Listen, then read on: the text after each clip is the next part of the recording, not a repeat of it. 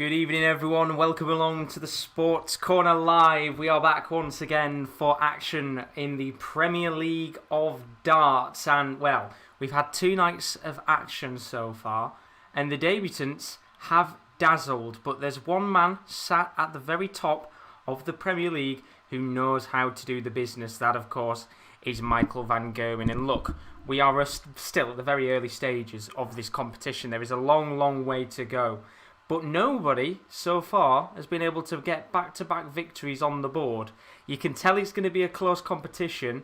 Who's going to get a foothold in the Premier League of Darts tonight, we'll have to find out. But if you are new to the stream, as always, don't forget to leave a like and a subscription. If you are new, once again, a massive thank you to everybody that has been leaving subscriptions over the last few days. To get us up to 2,000 subscribers is an absolutely unbelievable feat.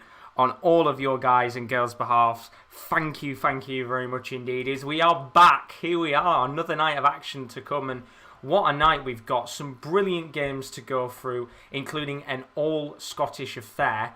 Peter Wright coming up against Gary Anderson. That is a little bit later on tonight. But most importantly, we've got some other big games going on as well. Our first match of the evening sees Rob Cross against Michael van Gerwen. It is a repeat of the 2019 final. Both players playing quite well so far. Who's going to come out on top, we'll have to find out. We've got a few other games going on as well, but most importantly, for those of you that maybe missed what happened last night, wasn't the most enjoyable night in the world. I think it will be one of the less remembered nights of action when it comes to the end of the tournament. But take a look at some of these games, because there were some pretty okay ones at best. Here's what happened in night 2 with the Premier League of Darts.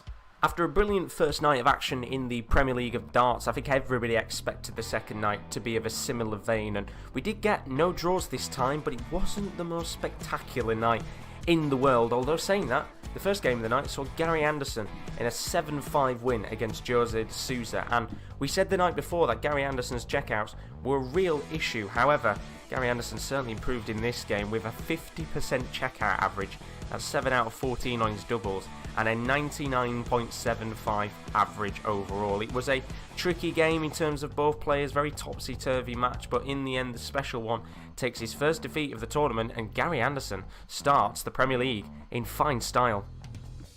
The second match of the evening saw the debutant Johnny Clayton, who's had a fantastic start to life in the Premier League, up against the defending champion Glen Durrant. And you've got to say, Glen Durrant has not had the best of starts to life in the Premier League, once again averaging 88, exactly the same as he did last night. But Johnny Clayton, who found himself 5 legs up at one point, did allow the number 12 ranked player Glen Durrant to just slowly get back into this game. But in the end, of course, with an average of 88 for Glen Durrant and an average of 98 for Johnny Clayton, the Ferret was able to go on and get a fantastic victory, which included 4 180s and a 38.89% checkout. It was a good result for Clayton, who's having a fantastic start to life as a Premier League player. With the highest average of the night, it could easily be said that Dimitri Van Der Berg played the very best of darts in night 2. However, Nathan Aspinall certainly gave him a game and a half, and just like that Gary Anderson match, which started off the evening, it was a very topsy-turvy game which involved both players taking the lead and then going behind. For Dimitri Van Der Berg, he averaged 103.7, while Nathan Aspinall averaged 98.32. The real problem on the night was the checkouts. Only 26.92% for Dimitri Van Der Berg and 31.25% for Nathan Aspinall. It was a real problem checking out. However, with 13 180s in the match, it was quite a stellar match, and another debutant who's found himself starting in pretty fine style is Mr. Dimitri Van Der Berg. It was dubbed by far the biggest match of the Premier League of Darts, and it didn't really deliver to the same extent as what people may have expected, but Michael van Gerwen found himself with a pretty comfortable 7-2 win over a pretty poor Peter Wright on the night. Both players didn't average well, Michael van Gerwen only averaging 92.16, Peter Wright averaging 88.41, but Peter Wright on the night, after all of the things that he said before this tournament, is probably starting to think about keeping his mouth shut. 28.57% on his checkouts, only 180. It was not a good night for Peter Wright. However, for Michael van Gerwen, it was a massive victory for him, and even with a 92.16 average, he said himself in the interview afterwards, it doesn't matter about the average, if I'm beating Peter Wright, it's alright on the night. And the final game of the evening saw the Machine, James Wade, come up against Rob Cross as the world number 4 came up against the world number 5. And the Machine must have been faulty. It was a big win for Rob Cross, who started off this Premier League campaign in pretty fine style. Rob Cross averaged 94.34 on the night, James Wade only averaging 88.78. But the important stat was the checkouts. 37.5% on doubles for James Wade, 43.75% for Rob Cross. And you have to say, Cross, who was relegated last year on Judgment Night, is certainly looking much improved in comparison to his previous performances last year. Just how far can Rob Cross go in this competition? That was all the action last night in the Premier League of Darts. What's night 3 going to bring us, including an all Scottish affair? It should be a good one. So that was a look at some of the action that took place yesterday in the Premier League of Darts, night number 2. As I said, for my personal opinion, I don't think it was the greatest night in the world. I think it was a little bit sloppy at points from a lot of players in this competition, which I expected early on. I didn't think we were going to get many amazing games early on, and that night, the first night especially, kind of took a little bit of surprise for how well players played. But we've got some big games coming up today, which we'll talk about in just a second. But seeing what you guys are putting in the chat, hope you're all good tonight. Welcome along. Chris Welch in the building as always. He's put his predictions in, which I will look at in a little moment's time. But I'm happy Cross played well last night, which of course he's playing in a moment's time against MVG. We'll talk about the game in just a moment's time. Ben Lawson's in the building. How are we doing, my friend? He's put, hope you're well. Going to be some good games this evening. A lot of very even games, I think, is the best way to put it. Some very exciting ones as well. Daz is in the building. He's put, how are you doing today, Josh? I'm doing fantastic indeed. I hope you're good as always, Daz. And then Reese Allen's in the building. How are you doing, Reese? Hope you're good as always. I'm not doing too bad myself. As Wasim is in the building too. Welcome along, Wasim, as always. But let's talk about the first game of the night.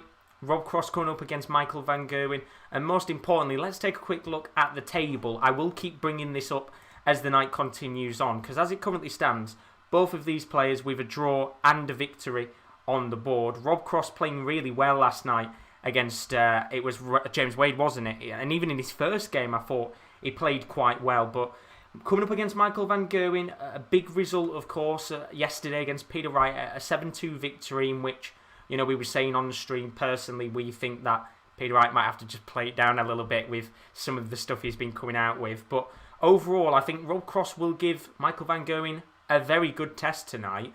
And if MVG does win this game, he might just start to get a little bit of a foothold at the top of the table already after 3 nights. Now, as we've always done with this, and as I'm going to continue to do, I recorded my predictions for every single match between night 1 and night 5 before the tournament started. So here's a look at the prediction I made a few days ago before this tournament even took place. I think you can guess who I predicted for this one. It's night number 2 of the Premier League of Darts. Hopefully you guys enjoyed your bank holiday Monday. And most of all, you enjoyed the Premier League of Darts first night. No doubt it was a fantastic night of action. Now, what we're always going to do on the channel over the Premier League of Darts, as we did yesterday, is I'm going to do my predictions for the 5 matches to come tonight. While it's easier for me to record them before I start drinking on stream because it makes my life easier, and then I can look back at the predictions that I made before the tournament even started. So without further ado, we're going to go through the 5 games across the night before they kick off and see what my predictions are for the games ahead.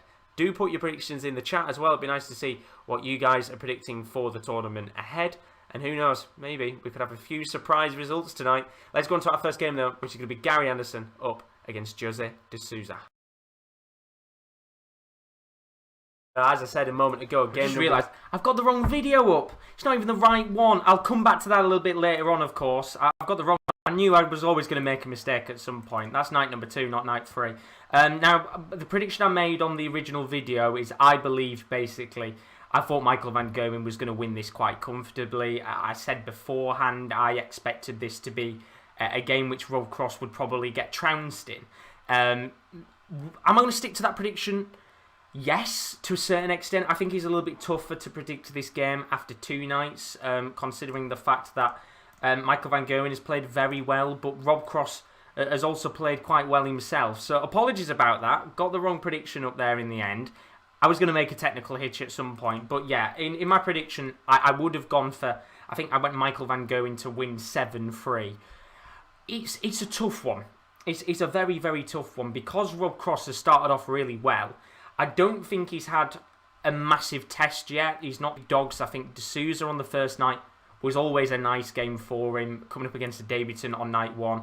There's going to be nerves coming into play, and I feel that was a little bit unsure for Souza. Night number 2, coming up against James Wade, I think is always nice. If you can play James Wade early on in the competition when he's not necessarily had much time on the board, remember, he probably hasn't really had a chance to practice, then it's a good opportunity for James Wade to go out there and beat him, which he did, in quite comfortable fashion.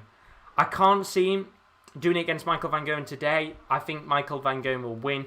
But do put your predictions in the chat as always. I would be interested to see what you guys say. I'm going to crack open a can, but not a can of gin yet. I've got cans of gins available, but I'm going to start off with a Pepsi.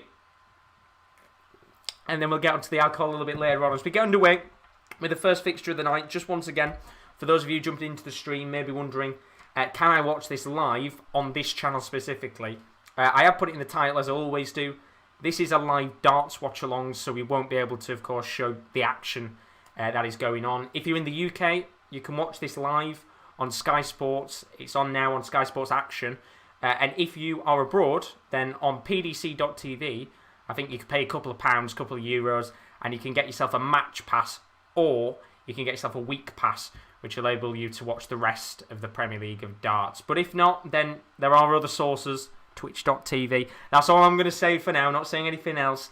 Use those sources and maybe you'll be able to watch the games elsewhere. But sit back and relax because I'm going to be a little bit more relaxed tonight. I'm saying that once the drinks have been opened, I'll be going wild. As George Noble is the referee for this game, and we have our first 180 on the board.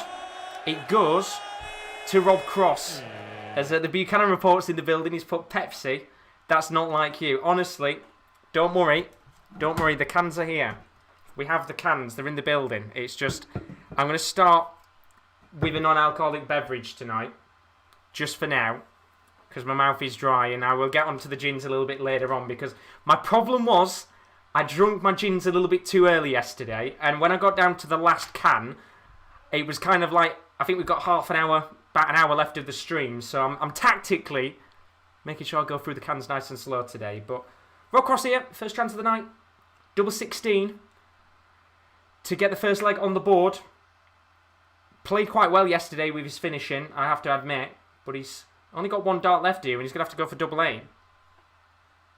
Which he gets. It's 1-0 Rob Cross. And I know Daz usually asks in the chat, do you have your predictions or bets? I do have a bet tonight. It's not going to happen. It was for basically every player, minimum, to hit 3 180s tonight. Probably not going to happen. Worth a try. Put £1 on it. That returns 200 quid if that comes in. But we've already got one on the board for Rob Cross. None for Van Gerwen. As the Buchanan reports, put set him on lightweight. I've got 3 cans at the ready. I had to buy more today because the original amount of cans I bought for the week hasn't actually lasted. So I went out and bought 4 more just to cover me for the final 2 nights. So I'm all stacked up now. I think I've got about 9 or 10 cans overall. So I'm pretty stocked up.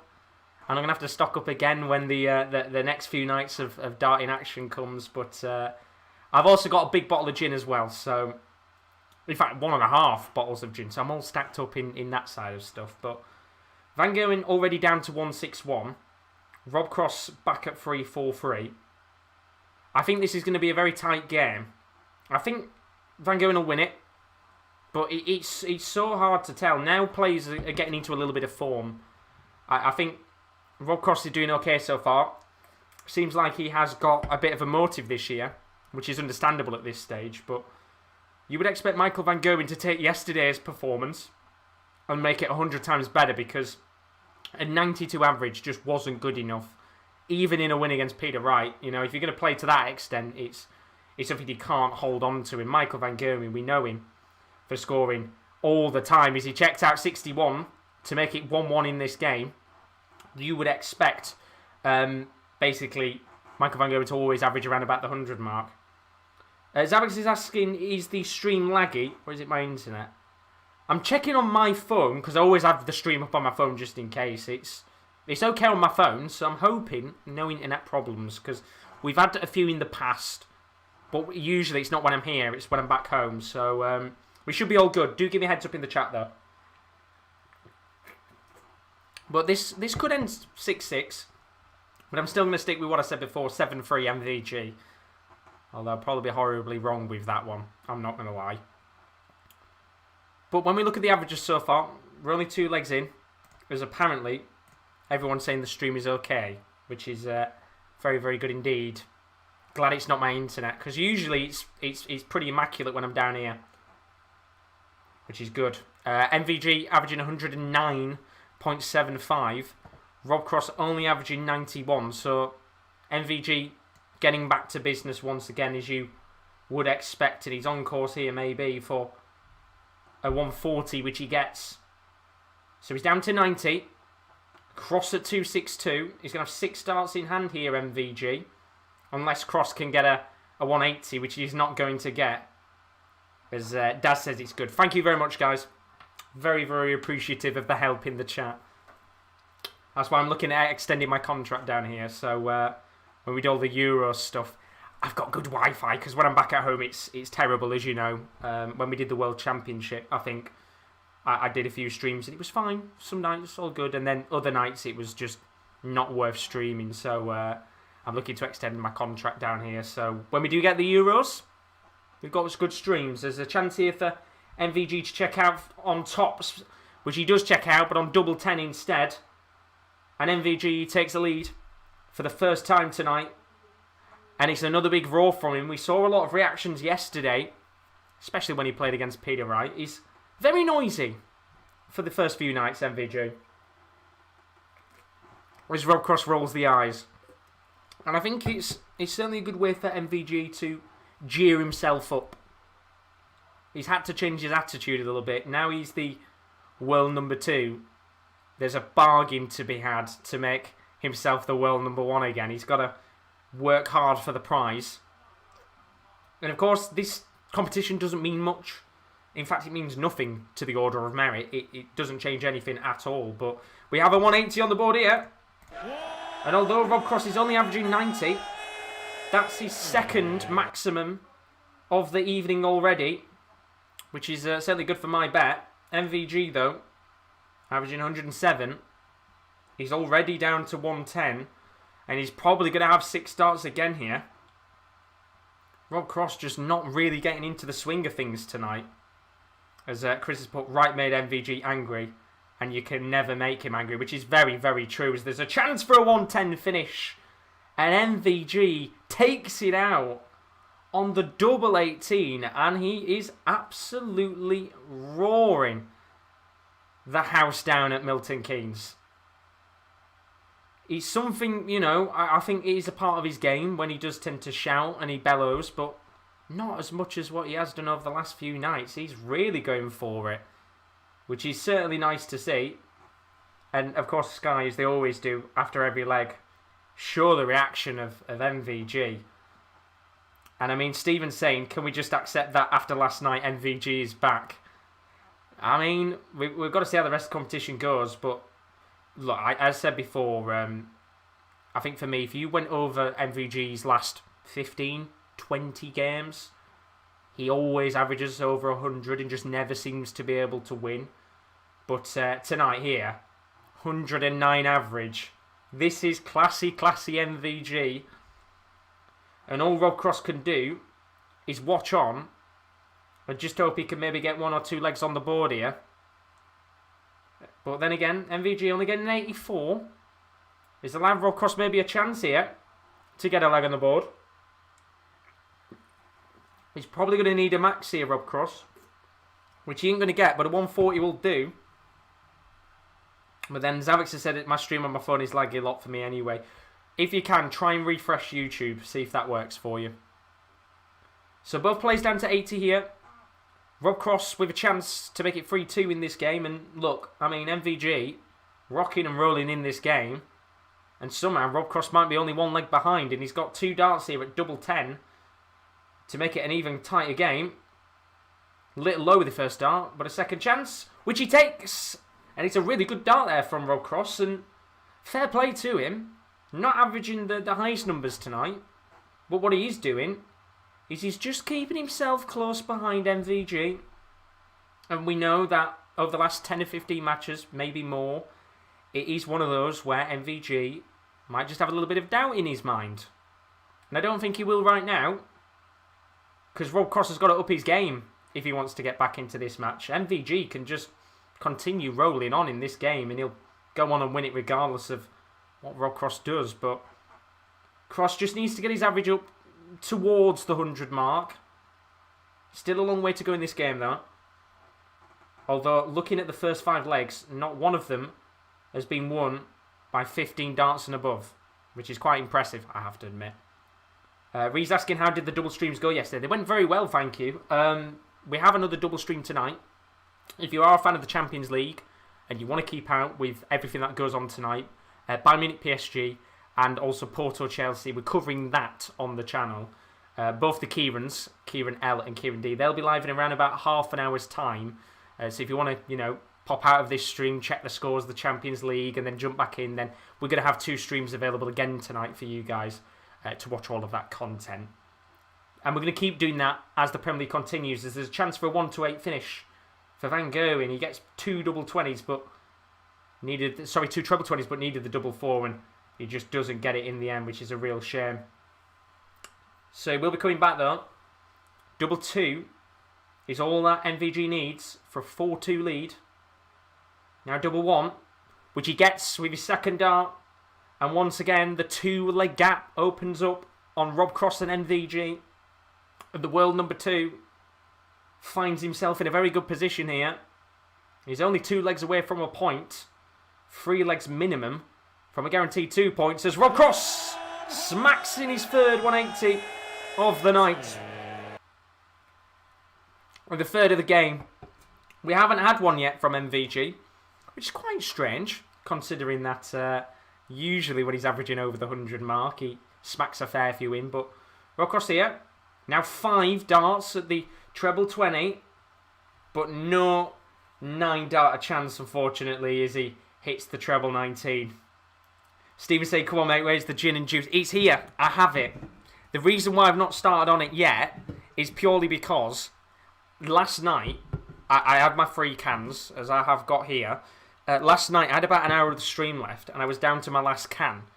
So what I thought I'd do tonight, start with a Pepsi, get me off nice and light, and then we'll start with the gins a little bit later on, just so I can have it nice evenly spread over the night. But don't worry, the gin's coming. If I get through all of that, I have got a full bottle, but I haven't got any lemonade with me. It's all downstairs, so I'd have to quickly run down and get it. But double 16 here for Rob Cross to make it 4-3, which he gets. Really good dart into the bottom left-hand corner of the double. I think it was the double 16 he went for there, and got it in the end. And once again, that just slender gap is still there as MVG smacks in his first 180 of the night, and that's now the 4th of the game. And it didn't feel like it was going to be much longer before MVG joined the party. Although saying that, Rob Cross very nearly got 180 of his own. Chris saying we need a 9-darter for Josh reaction.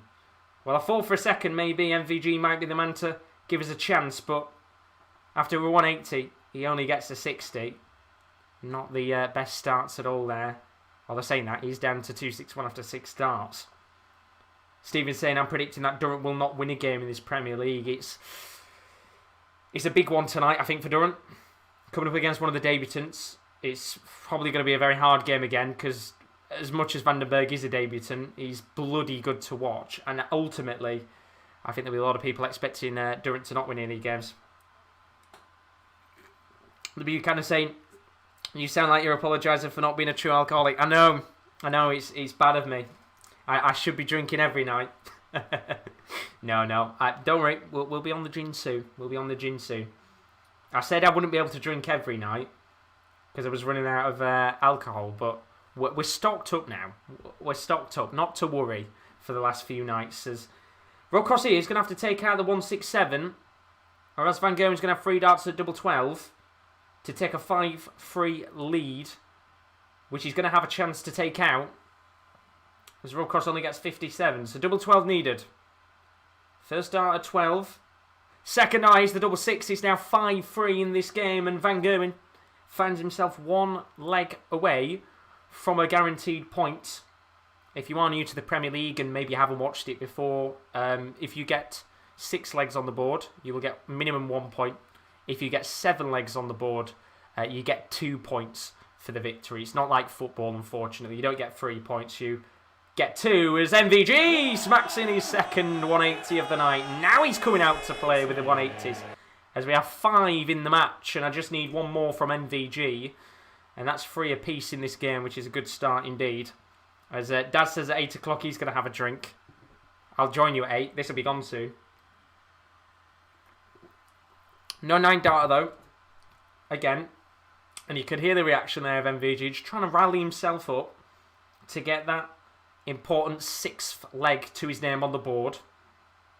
And once again, looking at all 8 legs, there still hasn't been a leg that's been won by 16 darts or more. The highest was leg 5. It was won by 15 darts. The rest since have all been won by 14 or less, which is quite fantastic. And he's got a chance here to make it 6-3. Cross at 3-1-8. Van Gerwen down at 1-5-0. You would expect here that MVG will probably make it 6-3, as Stevens put.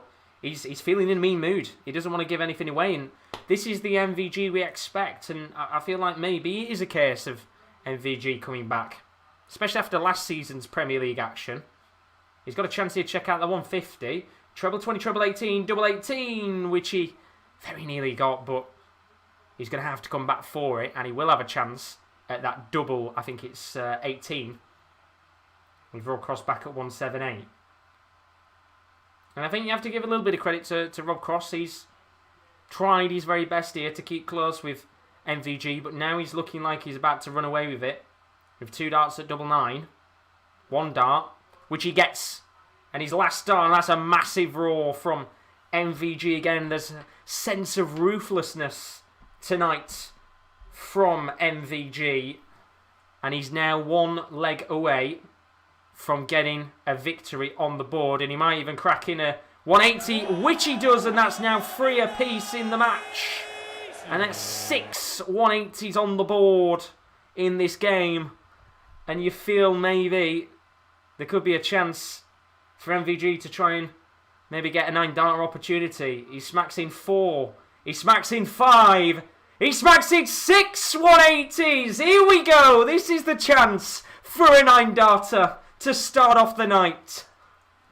Here we go. This could be a brilliant opportunity. Last year there was 2 9-darters. Can MVG stick one in here?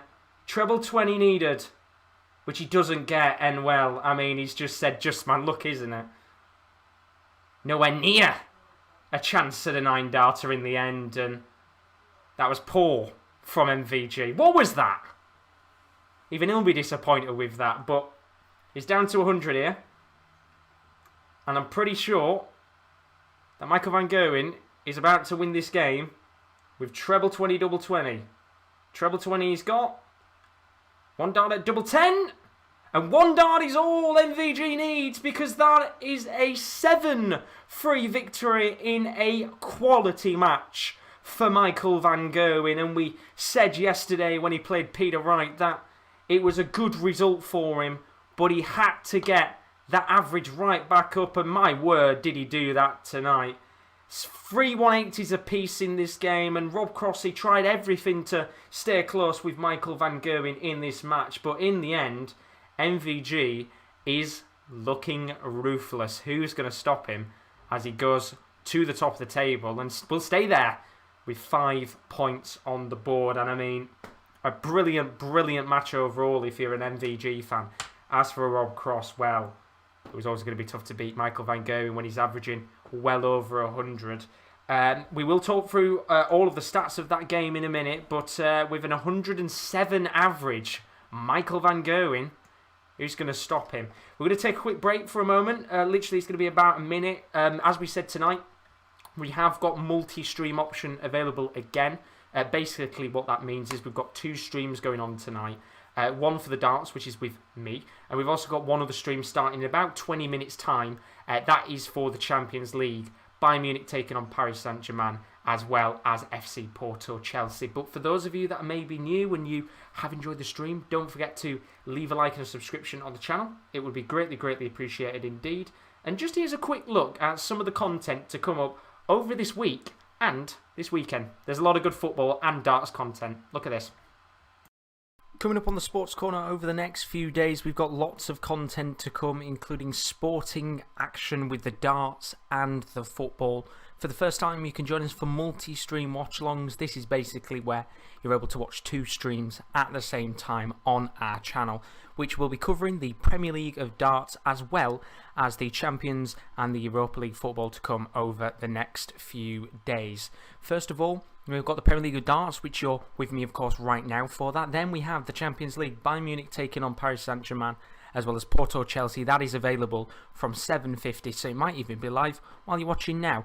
We've got the Premier League of darts, night number 4. That's live from 7:05 with myself on Thursday night. Some big games coming up there from Milton Keynes. And then don't forget, the Europa League quarterfinals first leg goal show is on Thursday from 10 to 8 with the rest of the Sports Corner team. We have Friday A-League morning watch-alongs. That's Macarthur Bulls coming up against Brisbane Roar. That is with Rowan from 10 AM. And then, of course, the last night of Premier League action, night number 5, from 7:05 with myself before the end of the week on the Sports Corner. It's a busy, busy week of action. A lot of content to come, as we said before. It is non-stop darts and non-stop football. And as I said, if you're a big fan of both events, the Champions League as well as the Premier League of darts, then when those two guys do go live, do jump in and out of stream, say hi to both the Kierans, and no doubt they'll give you a nice warm welcome on their Champions League stream, which will be live in about 15 to 20 minutes. But let's talk about that game we've just watched between Rob Cross and Michael van Gerwen, because my lord, Michael van Gerwen is not here to mess about, is he? It was a fantastic performance, from the world number 2, who was ruthless tonight.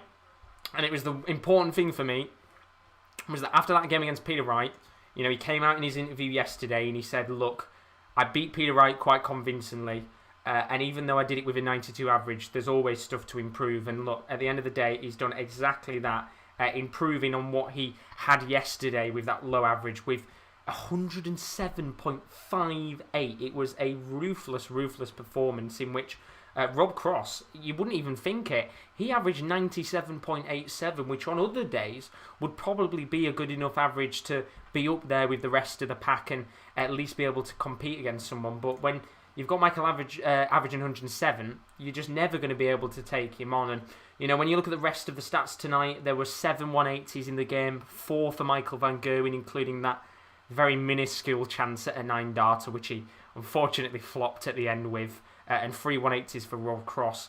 And overall, checkouts-wise, both players really good. Rob Cross only had 6 chances at the doubles. He took 3 of them for a 50% checkout average. As for Michael van Gerwen, 7 out of 15 on doubles. That was 46.67%. And Michael's back. In terms of this performance, that was MVG at his very best. It's what we know and it's what we love him for. And, people out there's a lot of people that don't like MVG. But as a neutral in the sport, as same in the world of football, people like Messi, people like Ronaldo.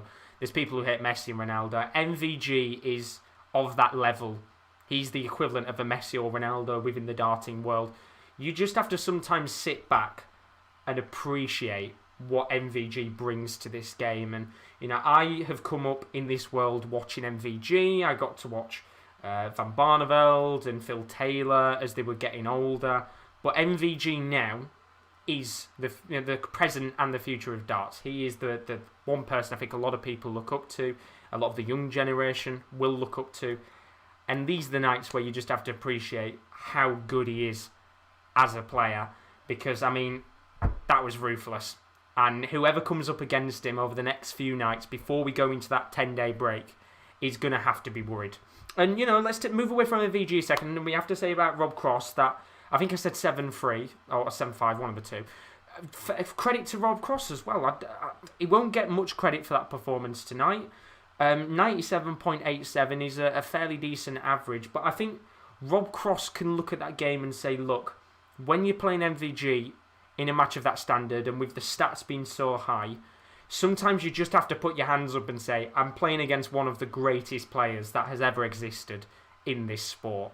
And fair play to him. For a large part of that game, he was trying to match him up for a large. I think the first 5 legs or so he was doing really well. But in the end, MVG was just able to continue on. And eventually, he got himself that 7-3 win on the board, which I will just update on the screen now on my graphics so you guys know that that game is done and dusted. Because we do have more games to come up tonight. And our next match of the evening, as it should pop up now. There we go, 7-3 to... I put it to Rob Cross. No, it's not. Let me change that for a second. It wasn't Rob Cross who won.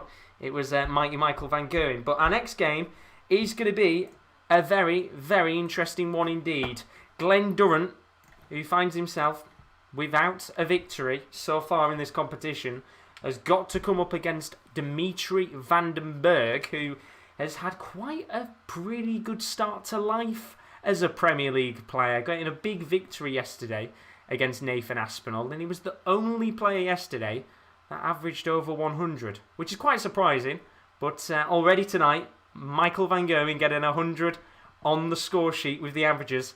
Can Dimitri Van Der Berg do the same? Or will Glen Durrant go out there and maybe get his first victory on the board? It's going to be a tough one, but he is in a pretty good position to maybe surprise a few people, which we will, of course, look at the odds and how they've changed in a little moment's time. But I'm going to very quickly change the screen over. There we go. There's the Glen Durrant one. Let's take a look at the table. In terms of where these two are currently stood on the evening, of course, Michael van Gerwen stays top. He goes to 5 points and gets that foothold at the top of the league. Glen Durrant, 2 defeats now in this competition. First game, he wasn't good at all. Second game, he wasn't good at all. In both matches, he averaged 88, so that has to improve tonight. And I know he came out yesterday and he put up on Twitter, I think, he said, look, I'm not in the best of places right now, but a massive thank you to everybody who's been sending the support, trying to, egg me on to improving my game, because these types of spells, they won't last forever, and you hope they won't, because we know Glen's a great player on his day, but eventually you would expect maybe Durant to go out there and get a surprise victory on the board, and that might give him some motive and some passion and just a little bit of happiness to maybe get himself back into form again. But that game will be coming up in a little moment's time. As for Dimitri Van Der Berg, looking at his side of the draw, he's currently sat 4th in the league with a draw on the opening night and a big victory against Nathan Aspinall. He finds himself in a pretty good position to go second, or maybe even first. He'd have to beat, I think, Glen Durrant by 7 legs to 2 minimum. So it would be quite tough for him. But you would expect Durant to get back into this good form at some point. The question is, will he be able to or not? What I'll do now, I've made sure I've got the right prediction up for this next night of action. It's match number 2, of course. As I'm always done throughout this competition, if you are new, maybe you haven't seen it, I made my predictions for the first 5 nights before the tournament started. So this was my prediction. I think I did it about a week ago. This was my prediction for Durant versus Vandenberg. Did I go for Durant or did I go Vandenberg? Here's what I went for.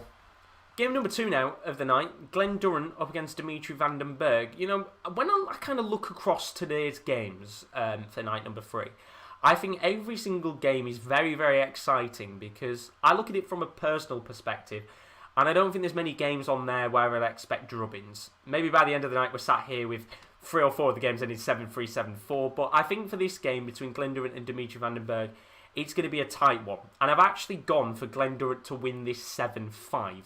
Now, some of you will be thinking maybe I'm bonkers. Some of you might be looking, and depending on what's happened over the last few days, maybe Glen Durrant has had a great run of form and he's the favourite to win this match. But I think Glen Durrant will eventually get 1 win on the board, a very big win. I think there could be one of these players in the tournament that might only win 1 or 2 games, maybe even less. Who knows, depending on what happens over the space of the first 10 or so nights of action. But for me, Glen Durrant, I think will win this game. I think Dimitri Van Der Berg might take one of his first losses on the board of this tournament. And do you know what? Why not always go for, I guess, what some people might call the outsider to maybe go and win back-to-back Premier League titles? 7-5 to Glen Durrant. Do you agree with me? Put it in the predictions in the comments below, and we'll find out what happens in game number 2. That is Glen Durrant against Dimitri Van Der Berg. Should be a corker like the last one. Oh dear. I'm not going to lie. I didn't actually realise that I said Glen Durrant to win on my prediction last week. And you can tell it's last week because I had a big spot on my nose. It's gone now, or it's very slightly there. So I did that prediction last week. I actually didn't remember the fact that I put Durant down to win. But apparently I did. Look, at the end of the day, I said on that video that eventually this bad run of form has to end for Durant. And at some point, he will have to go out there and get a victory to his name, which will give him that confidence to go on and maybe get a few more. I'm going to stick with what I said. I'm going to back him and say, look, I think Durant is a great player on his day. And I think there's a lot of people out there who are expecting him in this competition to maybe not even win a game. And I'm not going to lie, I don't know with the stats, and maybe somebody can tell me in the chat, has there ever been a player in the Premier League of Darts that has come out with 0 points at the end of the group stage? If anybody knows, tell me in the chat, because I would assume it's probably never happened before. I'd assume even the worst of players have come out with a few points, with draws and things like that. And I don't personally think Durant will come out of this tournament without a point. I think he will at some point get minimum a point on the board, maybe a few more. You know, we've got a long way to go before we get to Judgment Night. There's another, how many nights is there overall? Let me just get the event times up. There's another, about 5 nights before we get to Judgment Night, so there's a lot of opportunities for him between now and when we get to Judgment Night, which is at the end of this month, for him to get 1 or 2 points on the board. And I might seem crazy, I might seem stupid, you might be thinking I actually have been drinking gins all day. I'm going to back Durant to win this game as a punter. As a realistic person, I think 90% of people, maybe even more than 90%, will go out there and say, look, Dimitri's winning this, and he probably wins it quite comfortably. And when I look at what you guys have said in the chat, you've all pretty much gone down that route tonight. Stephen, he thinks he's going to be a 7-2 win to Dimitri, which I think is probably a result a lot of people will kind of go for, 7-2, 7-3. Chris Welch, 7-5 to Dimitri. So, you know, if Durant can get 5 legs on the board, it's certainly an improvement from the previous nights before where he's come out with back-to-back 7-3 defeats. Daz going for 7-5 to Durant. So Daz is taking a little bit of a punt and backing Duzza to go out there and get a victory on the board. And then Zavix as well, he's gone 7 for Dimitri. So the Belgian is getting a backing tonight. But I just hope Durant goes out there and tries his hardest. That's the thing at the end of the day. Just go out there, have a bit of fun. Don't let the pressure and the press get to you. And just give it your all. And he's just coming out onto the stage now. And I don't know why, I just feel like his body language tonight already looks better. And, you know, no doubt when we get 1 or 2 legs into the game, if he's 1 or 2-0 down, then it might be a case of the negativity beginning to kick in. But Zavik saying, I'll be back when games start. My prediction is 7-5 Vandenberg. I will see you very shortly, Zavik. And then Dimski's in the building. He's put, hey Josh, I'm here. Had to pop out and pick up some beers. Well, don't worry. We will be opening the gins very soon. Very, very close to getting into them. I said nearly done with the can of Pepsi to start me off. And then Stephen says, I think 7-3 Durant. Dimitri bottled it last night. And that's a very good point. I think when you look at that game yesterday between Dimitri Van Der Berg and Nathan Aspinall, it was a very topsy-turvy match. It was very back and forth. It was that early stage where I think Dimitri took a good lead. Then Aspinall got back into the match, and in the end, Dimitri went on to win the game. And the Belgian has flaws. You know, not every player is perfect. There's a reason why he's still 9th in the world and not, you know, in the top 4, the top 5. He's got things to work and improve on. But we're about to get underway with this game in a second. If you want to put your predictions in the chat, then please do. Plenty of time to still do so. These predictions, by the way, they will come in handy at some point because I am thinking of doing, when we get into the next batch of games after Judgment Night, like a Sports Corner Super 6 type thing where you guys predict 6 matches. If you get them right, you might win a little bit of cash. But that's to come in a few weeks' time. As Russ Bray is indeed on the microphone. Thank you very much, Daz, as always. He knows his referees. It's always nice to know who the referee is tonight. As Dimsky thinks it's going to end 6-6 this one. So, without further ado, let me just stick my headphone in. as we get underway with this game in a moment between Dimitri Van Der Berg and Glen Durrant. You never want to be that one player sat at the bottom of the group. You never want to be the player sat at the bottom, because already the pressure is on you to go out there and get a victory. As Chris has said, the lowest points tally in the Premier League is 5 points. So there you go. We've never had anyone come out of the Premier League without 0 points. And I don't think Glen Durrant will. But let's hope he's a blip. As Stephen's perfectly put in the chat, Glen won't want this to go all wrong because he won it last year. And exactly, he's defending Premier League champion. And now, especially at this early stage, you want to get yourself back into it. As we do get underway with the action here, Glen Durrant up against Dimitri Van Der Berg. I am backing Durant to win this. You might call me a madman.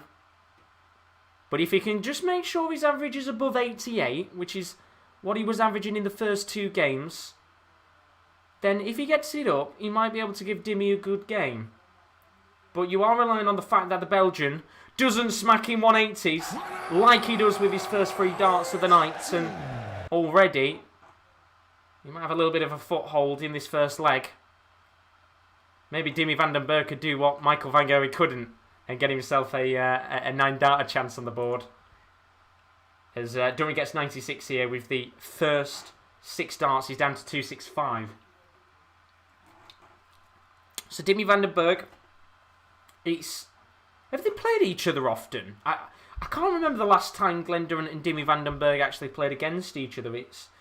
It's not one of the not a tie that's very often, is it? I know Gary Anderson de Souza, I think it was the first time they actually played against each other yesterday, which is quite crazy when you think about it. But Durant and Van Der Berg, probably not often that they've played off against each other. As Stephen says, there's a couple of times where a player's only won 1 game, but never winning 1. So there you go, you know. He's already in a tricky position. But chance here for the first leg of the match to go to Durant. A 1-3-2 is what he needs. He needed 2 bulls, which he's not going to get. So Vandenberg maybe with a chance to check out 170. As Zarek says, he will definitely get a point. I think he will at some point, won't he? He has to. We will go through all the stats as well to see what basically the odds are for the bookies. But Michael O'Brien has asked in the chat, Michael van Gerwen wins the Premier League. Does the money go into his rankings? It doesn't, no. The Premier League doesn't count to the PDC Order of Merit. So if Michael van Gerwen wins this, then the prize money that he gets doesn't go to the rankings. As there's a chance here for Durant on 5 to check out. And he just doesn't. And you feel like that was a very good opportunity there for Durant to just get the first leg on the board. So 110 check out here maybe for Vandenberg, which he's not going to get either. So Durant will be coming back with 3 darts at 5 for a 1-0 lead. And just a little bit of a confidence booster you would feel to Glen Durrant. He's not been in a position of actually being in a lead in the Premier League so far. He's only got 1 dart left in hand here for the 5, which he doesn't get. And the frustration will already begin to build here for Glen Durrant. Not being the best on finishing, and when things don't go your way, you always feel like the world is against you, as Vandenberg here will have 2 chances at tops. In fact, he won't go for tops, he'll go 18 with 2 darts in hand.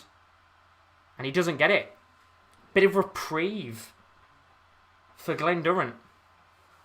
Can he get the 5 this time? Stevens asked, do you not get money just for win the Premier League? I don't think you do. I think they do it based on where you finish place-wise in the league. So if you finish bottom, you still get a little bit of cash. But I think it's based on the placement of where you finish. As there's 1 more chance here for Durant to check out on 5, and he doesn't get it. And again, another chance of reprieve here for Dimmy Vandenberg this time. 3 darts at 9, and we started off yesterday in the game between Nathan Aspinall and Vandenberg with just really poor finish, and even Vandenberg now doesn't finish.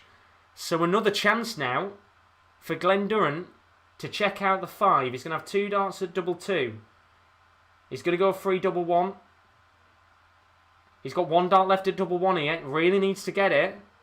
And he doesn't. And surely now, Dimitri Van Der Berg has to get the first leg on the board. I mean, he's not been a good start at all, as he's got 2 darts left in hand here.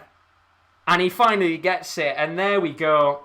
6 darts. In fact, 9 darts missed there for Glen Durrant, as Dimitri Van Der Berg finally takes the lead in this game. And as I said before, we said yesterday in that early section of the match between Aspinall and Vandenberg, it was really sloppy at the start. Both players just couldn't finish.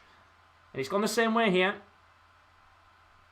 But Durant has got to try and get something, and fast, you would feel, just to try and make sure he can get his motivation back. As Stephen says, Dimitri's not fully fit. He's not, isn't he? He's taken the leg brace off now. But even when he's not fully fit, he still averages 100. He's a madman, the Belgian. I said before, one of the players that I look up to, Dimitri Van Der Berg. As Stephen says, this has been an atrocious start. It has been, hasn't it? We literally just watched Michael van Gerwen average 107, and now we've got to watch this. It's been very sloppy. Chris has said, if Dimitri, then that's dangerous for the rest of the league. Fully fit Dimitri, he's one of the best in the world, which he is, isn't he? I mean, it's mad to think that he's only ranked 9th in the world. There's a chance here for a 180 on the board, and Dimmy gets it. And that's Dimmy's second 180 of the game. And that might just give the Belgian a little bit of confidence in this match to go out there and get himself the second leg on the board. As Glen Durrant only gets 40, so Vandenberg is going to have 6 darts in hand at the 136. So you would assume he'll probably not take it out. Although saying that, he's got 2 treble 20s, 1 dart at double 8, which he doesn't get. But he will be coming back at the 16. Glen Durrant at 279 isn't going to have a chance at all. As I just believe, I think the boys have just gone live for the Champions League. So if you are watching or wanting to watch that, then that is available now on the channel. So do keep your eyes out for that with the multi-stream opportunity, or the multi-stream feature. As Vandenberg gets himself a 2-0 lead in this game. And Glen Durrant now must surely be thinking in his head, here we go again. When everything's against you, you must genuinely be feeling like you just can't get anything in the match. And poor Glen Durrant here, who's currently averaging 70. He's not having a great game at all. But Vandenberg only averaging 81. He's not having a great game either. But look, when you're averaging 11 points more than your opponent, you're always going to find yourself in a much better position. As Stevens asked, just a quick question. How can Durant go from winning last year to playing so bad? It shows that he's not been practicing much in my eyes. I think... I would probably say, and I think we said this a few times on stream before, I think it's COVID. When he got COVID, I think that's affected him massively. Maybe, as you said, it's a little bit of not practicing. But for me, he's just not been informed for months. You know, when I watched the World Championship live on stream and we watched Durant's games, yeah, he had a pretty alright run in the World Championship, but for me, there wasn't really any games where he played amazingly well. You know, when he played Danny Baggish, it was a pretty tight match. When he played Diogo Portela, it was a feisty one, and a very gritty game overall. So I think for me, Durant hasn't been informed for months now. Hasn't been informed this year at all. And it's a big worry, isn't it? It's a massive, massive worry for Glen Durrant. What's he ranked in the world, Durant? He's ranked 12th.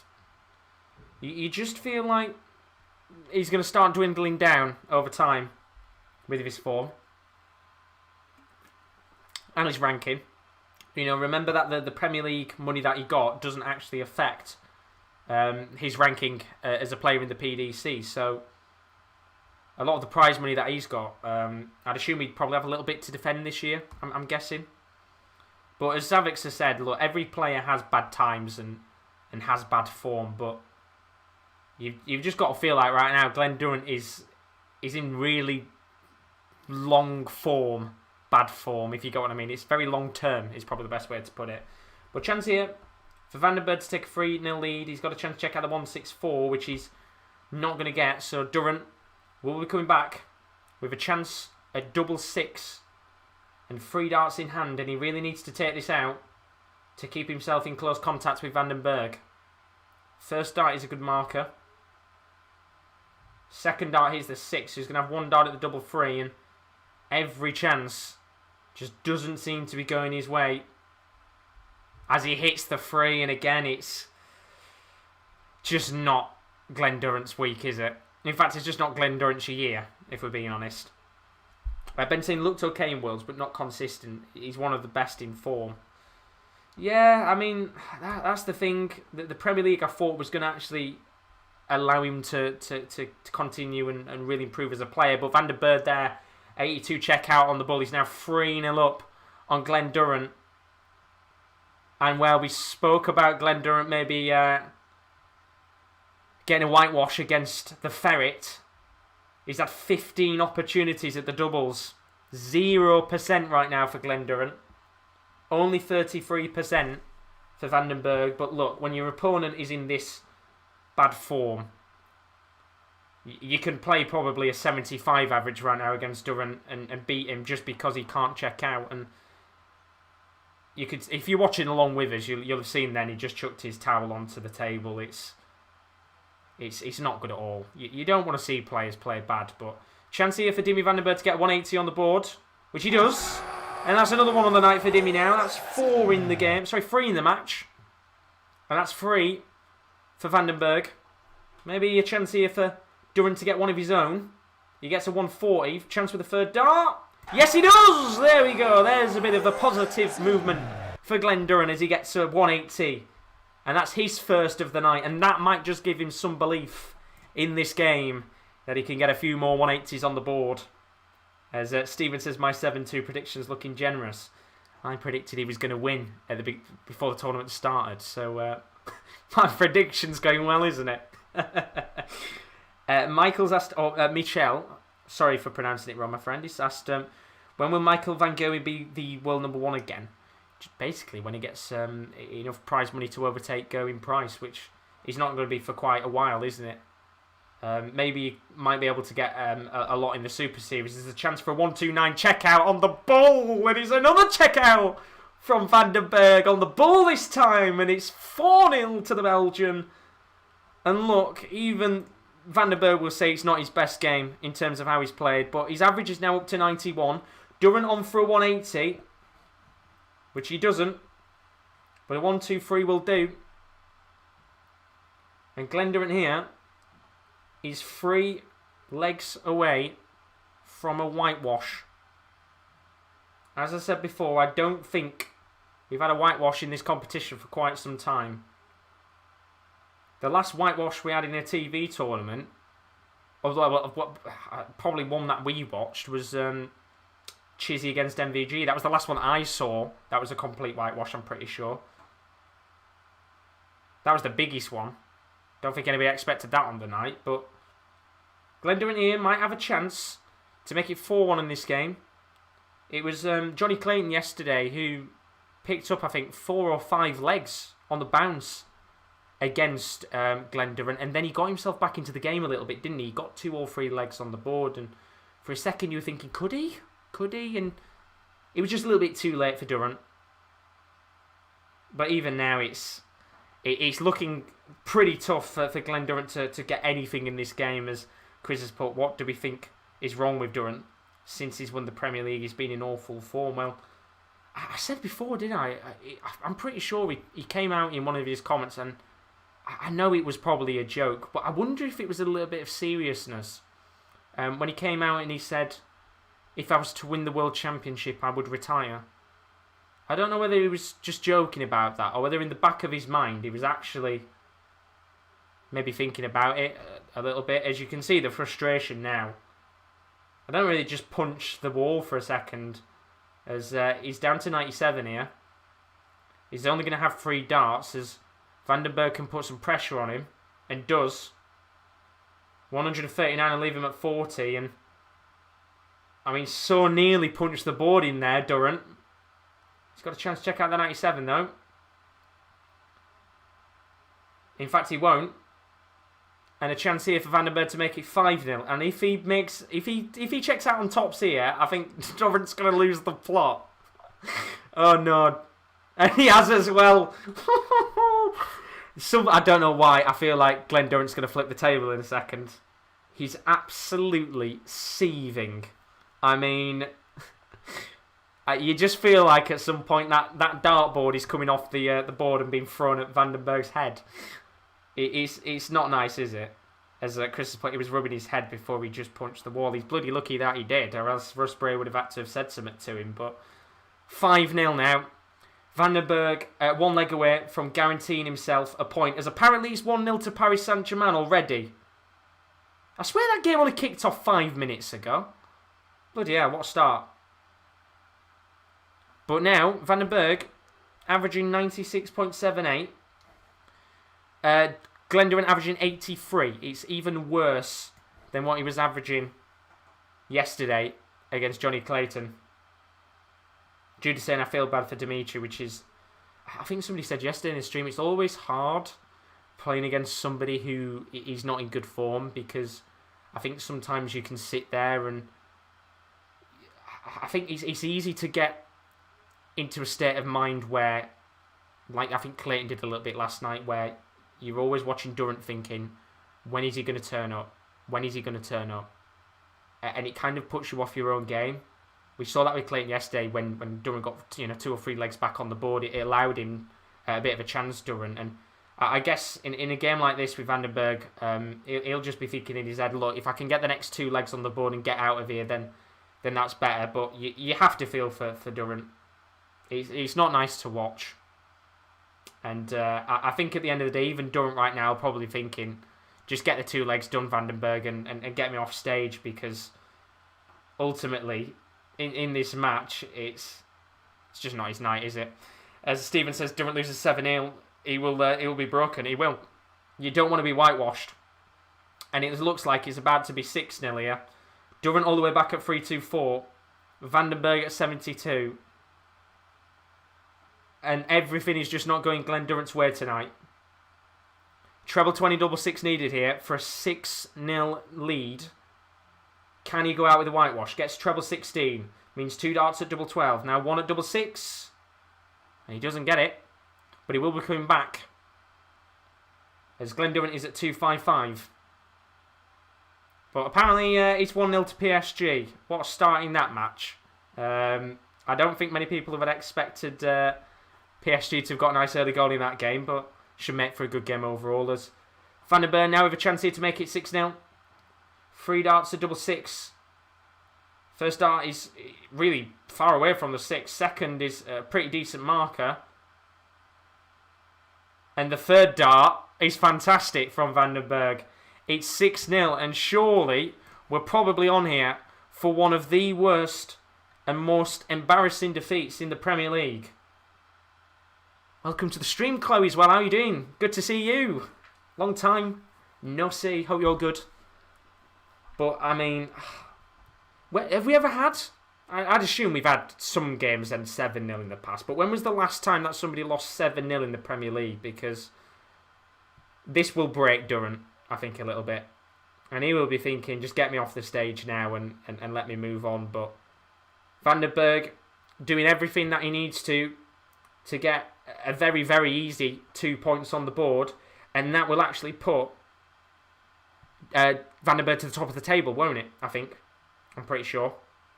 Because Durant hasn't got any legs on the board, he'll have a very, very nice looking set of legs on his on the table, at the very least. So 140 for Vandenberg, down to 261 here. Glen Durrant at 306. Stephen saying I think you should start on the gin after that prediction. I had to pump for it, didn't I? I don't know why I did, but you just feel like eventually he's going to break his duct. I mean, Chloe, I agree with you. Said I can't believe the form that the Durant is on. The complete opposite to last year's Premier League. It's mad, isn't it? And everyone was thinking Rob Cross was going to finish bottom. I mean, he's had 15 opportunities at doubles tonight, Durant. 0% on his checkouts. And he's got a chance here for a 180. Fill it up, Glenn! He doesn't. He only gets a 140. He's currently averaging 83.79. But a party piece for Vandenberg. He's got a chance to check out the 1-2-1, which he's not going to get. So a chance here for Durant to maybe get a leg on the board and just extend this game a little bit longer. He's not had a single opportunity at double which he's taken. He needs to take it out with a 1 dart at double 16, and he doesn't. And now, chance here for Dimitri Van Der Berg, also at 68, to end this game and finish it with a whitewash against Glen Durrant. MVG against Taylor 7-0, 2014 in the Premier League. Was one of the last ones, apparently, according to Chris. But now this will be another one on the board. And Glen Durrant is whitewashed in this Premier League tie against Dimitri Van Der Berg. And look, at the end of the day, it's just one of those times for Glen Durrant where nothing seems to be going his way. And you can see his reaction. This will hurt for quite some time.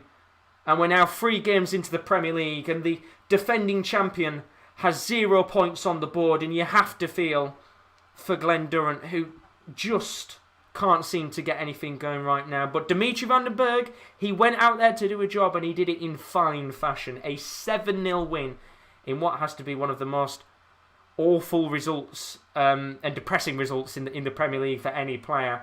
Really good result tonight for Dancing Dimitri, but surely now Glen Durrant must be feeling like he's going to be out of the Premier League. We're only on night 3 and 0 points on the board. It's not the way to start at all.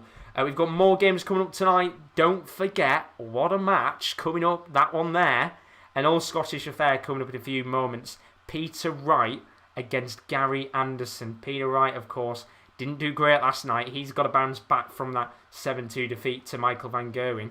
As for Gary Anderson, he's had a pretty good start to life so far. Unbeaten. But will he be able to beat Peter Wright? We'll find out with that game a little bit later on. We've also got Nathan Aspinall coming up against James Wade. Both of those losing last night, so a good chance for one of those two to redeem themselves in their match. That'll be coming up probably around about 9 o'clock, you would assume. And then the last game of the night is the debutants. Jose de Souza, who's coming up against a high-flying Johnny Clayton. Could he be sat up there with the likes of MVG and Vandenberg at the end of the night on 5 points? We will have to find out. We'll talk about that result in a moment's time. Glen Durrant in a 7-0 defeat to Dimitri Van Der Berg. But don't forget, if you are a fan of the channel, you've enjoyed this watch along so far, don't forget to leave a like and subscription. It is greatly, greatly appreciated. I am covering the entirety of the Premier League of Darts on the channel, so you don't want to miss out on it. We've got more action to come. But if you're a football fan, then while there's a break going on, you might want to chuck another one of our streams out tonight. Our multi-stream option is available.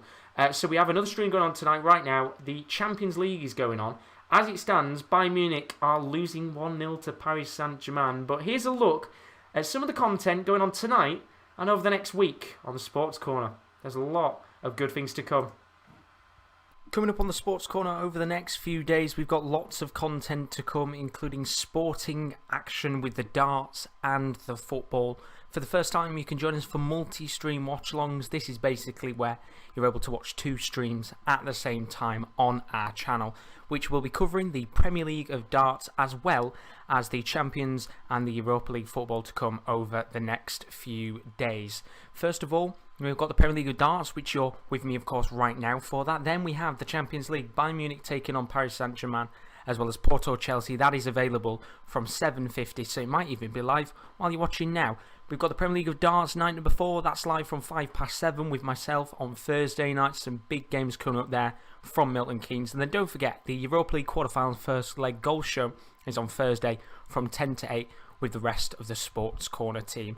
We have Friday A-League morning watch-alongs. That's Macarthur Bulls coming up against Brisbane Roar. That is with Rowan from 10 a.m. And then, of course, the last night of Premier League action, night number 5, from 7:05 with myself before the end of the week on the Sports Corner.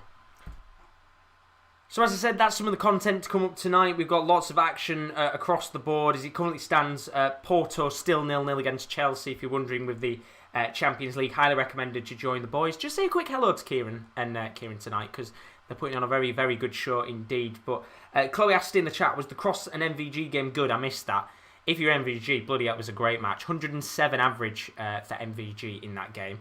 And talk about averages, let's go over this game overall. If you missed it just a moment ago, Glen Durrant, the first whitewash for probably a few years against Dimitri Van Der Berg, and a ruthless performance from the Belgian, who ultimately didn't really have much of a fight, did he, from Glen Durrant tonight? And when we look at the stats overall, Dimitri Vandenberg averaging 93.94, which, you know, if we're being honest with you, look, averages when you're playing Glen Durrant right now doesn't really matter. As long as you're averaging more than him, then you're probably going to win 9 times out of 10. Glen Durrant's average was 84.42. Look, even worse than the last 2 nights. It's just not going Glen Durrant's way at all. And when you look at the checkouts, Durant tonight he had 16 opportunities at the double. He had 0% on his success at doubles. As for Dimitri Van Der Berg, 38.89% tonight. That was 7 out of 18 on doubles. When you look across the board, there were 4 180s in the match, 3 for Dimitri Van Der Berg and 1 for Glen Durrant. And then, of course, as you would expect with the rest of the stats, it was just pure domination from Dimitri Van Der Berg tonight. And look, as we said before, you have to feel for Glen Durrant because every player will go through a period of bad form. And it just doesn't seem to be going Glen Durrant's way at all. And especially in this competition, it's going to be very, very hard to find a game where he can pick up a point or he can pick up a victory that will allow him to have that little bit of extra confidence to maybe not finish at the bottom of the table with 0 points, or to maybe finish in the bottom 2 but not finish at the very bottom of the table. And there's time left. There's a long way to go in this competition, and you know there are going to be a few other players around him that will have maybe 1 or 2 points on the board, so he has a chance still to redeem himself. But already you feel at this stage, you know, we're 3 nights in now. I think tomorrow he's got, let me have a look, tomorrow night I believe Glen Durrant plays off against, where is it? He's got Gary Anderson tomorrow night in the last game, which is going to be a tough game within itself to get anything from it. But it's hard, isn't it? It's hard for Durant, and as this competition continues on, he's got to find something soon that will give him that confidence to go out there and get results. As for Dimitri Van Der Berg, what a performance tonight. He continues in pretty fine fashion. He's just doing his interview right now, and he's probably saying, look, it's a real shame with Glen Durrant. We know he's a great player overall, but what a performance from him. Really, really good. And because Glen Durrant didn't get any legs on the board, Dimitri Van Der Berg goes to the top of the table on 5 points. Michael van Gerwen drops into second, also on 5 points, but players having the same legs difference. Glen Durrant, of course, now with minus 15 on legs, he sits bottom of the table on 0 points. Of course, just around him, Peter Wright, James Wade and Souza, they're all on 1 point as well. So, depending on what happens tonight, there will be a few other players near him, but there will be a gap starting to build between himself and the rest of the pack. So I'm going to quickly update the screen. Don't forget, our next game of the evening is going to be an absolutely mouth-watering clash. It's an all-Scottish affair. And on a night where this action would have been taking place in Leeds, which it would have been brilliant. I would have been there, no doubt. This is going to be a stellar game. Going to be an absolutely stellar match to watch. Peter Wright yesterday, who talked a little bit too much with MVG, finds himself now in a situation where he's got to bounce back from that result after being beaten 7-2 by MVG. Gary Anderson, on the other hand, is in pretty good form, you have to say. That game against James Wade, he was able to save himself with the 156 checkout. That game against Souza was a pretty good result in which he looked very comfortable with his checkouts. And if he can continue in the same vein tonight, maybe Gary Anderson might be making a name for himself to get back into the Premier League semi-finals once again. But we're only on night 3. There's a long, long way to go before we start talking about any Premier League semi-final dreams and hopes. Without further ado, as I said before, I can show you this time the prediction that I made for tonight's game between Gary Anderson and Peter Wright. It should be a good one overall. But the question is, who did I go for? Do tell me in the chat your predictions. I will go through them in just a moment's time. But this was my prediction for the game between Gary Anderson and Peter Wright. game number 3 now, probably the best of the night in terms of the calibre of matches. It's an all-Scottish affair between Peter Wright and Gary Anderson. Both players have had quite tricky games to start off the competition, but then again, I guess you could say that for every single player participating in the Premier League of Darts. I've gone for a 6-6 draw. Why? Why not? I think both players have had tough games. I think Gary Anderson in that second match against Jose de Souza, if he did win it, will have given him some confidence going into these games. But let's not forget the Premier League of Darts is all about, tends to usually be about consistency. That goes out of the window considering it's now based on form. You know, usually we've had, one match, wouldn't it? Well, sorry, 5 matches over Thursday nights over 17, 18 weeks. That's not happening now. It's very different. It's based over form. And I think it will be tough for both players in this competition at points coming up against some of these big guys, and maybe the table will be a lot more close than people may think. But I think specifically based on this match, I think this will be a draw, 6-6 on the night, all Scottish affair. It would have been great to have had this in whatever venue night 3 was going to take place. But no doubt, I think both players will be quite happy with a draw on the night. 6-6 between Peter Wright and Gary Anderson.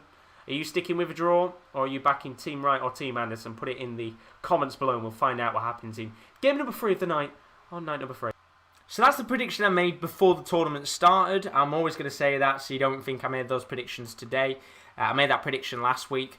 I said in that video, I turned it up so I could actually hear what I said last week.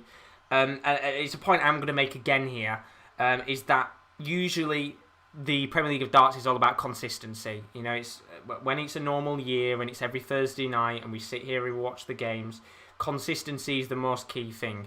It goes out of the window when it's in such a short format, and form matters rather than consistency. So I went for a 6-6 draw, which I feel like is, for me, a pretty good prediction to make on the table. But if you were going based on form, then Gary Anderson would probably be the most likely candidate to win this one. But look, Peter Wright has to bounce back from that 7-2 defeat yesterday.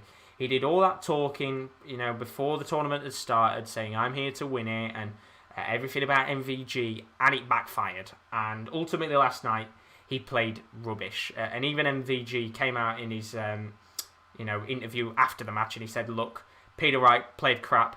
If I can play 92 average against him and beat him, then that just shows how poor he is on the night. And he's not wrong. He was right. He played awful. Never really had, in my opinion, a moment in the game where you felt like now he switched it on. And look, Gary Anderson is not MVG. Gary Anderson will give him opportunities in the game where ultimately you would expect Peter Wright to maybe get 1 or 2 legs on the board from mistakes from Gary Anderson, or opportunities that he just hasn't checked out. But I'm going to stick the 6-6 draw. I'm not going to change my prediction from what I made before the tournament started. I'm going to stick with it. I think a 6-6 result is a fairly good one to go for. But I think fortune favours the bold. But in this case, I'm not going for fortunes. I'm going for a pretty a safe result. I'm sitting on the fence, I guess you could say, is the best way to put it.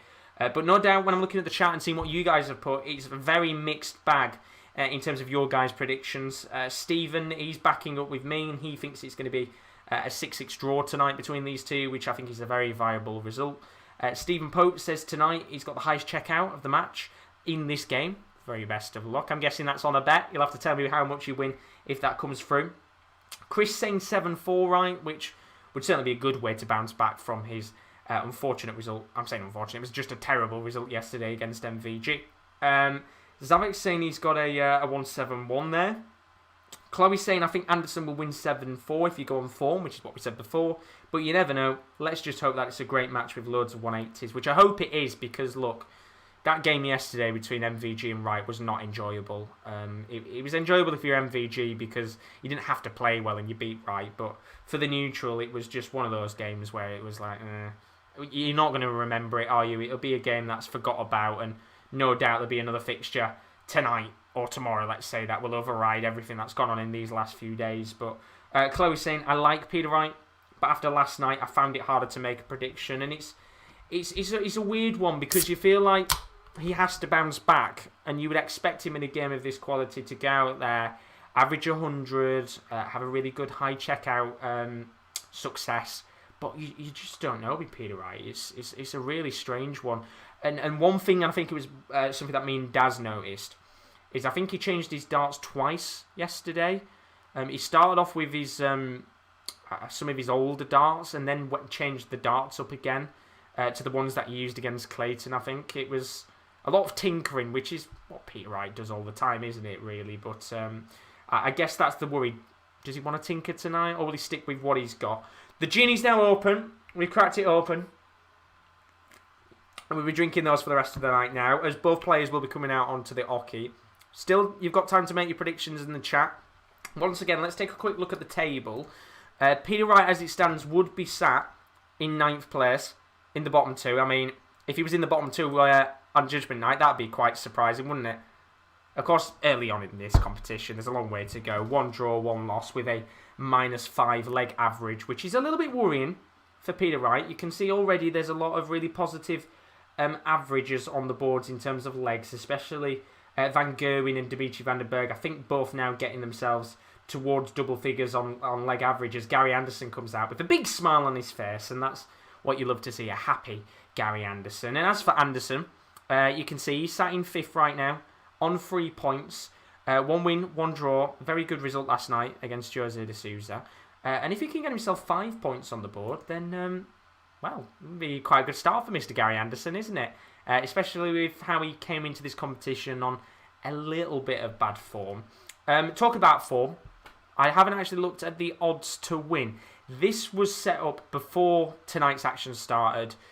These odds will have changed as the action on the night continues. But originally, the odds on the evening, Michael van Gerwen was 6-4 to win the Premier League of Darts. That no doubt will have certainly improved as his result tonight came in against Rob Cross. Peter Wright, 5-1. And Johnny Clayton at 6-1. That actually changed and it swapped around. It was Johnny Clayton going to 5-1 and Peter Wright that went to 6-1. Vandenberg 8-1. That might have improved as Gary Anderson was also 8-1. And then, of course, as you can see here, James Wade was 12-1 to win. Rob Cross 25-1. I think that will have gone back up a little bit more after his disappointing result against MVG tonight.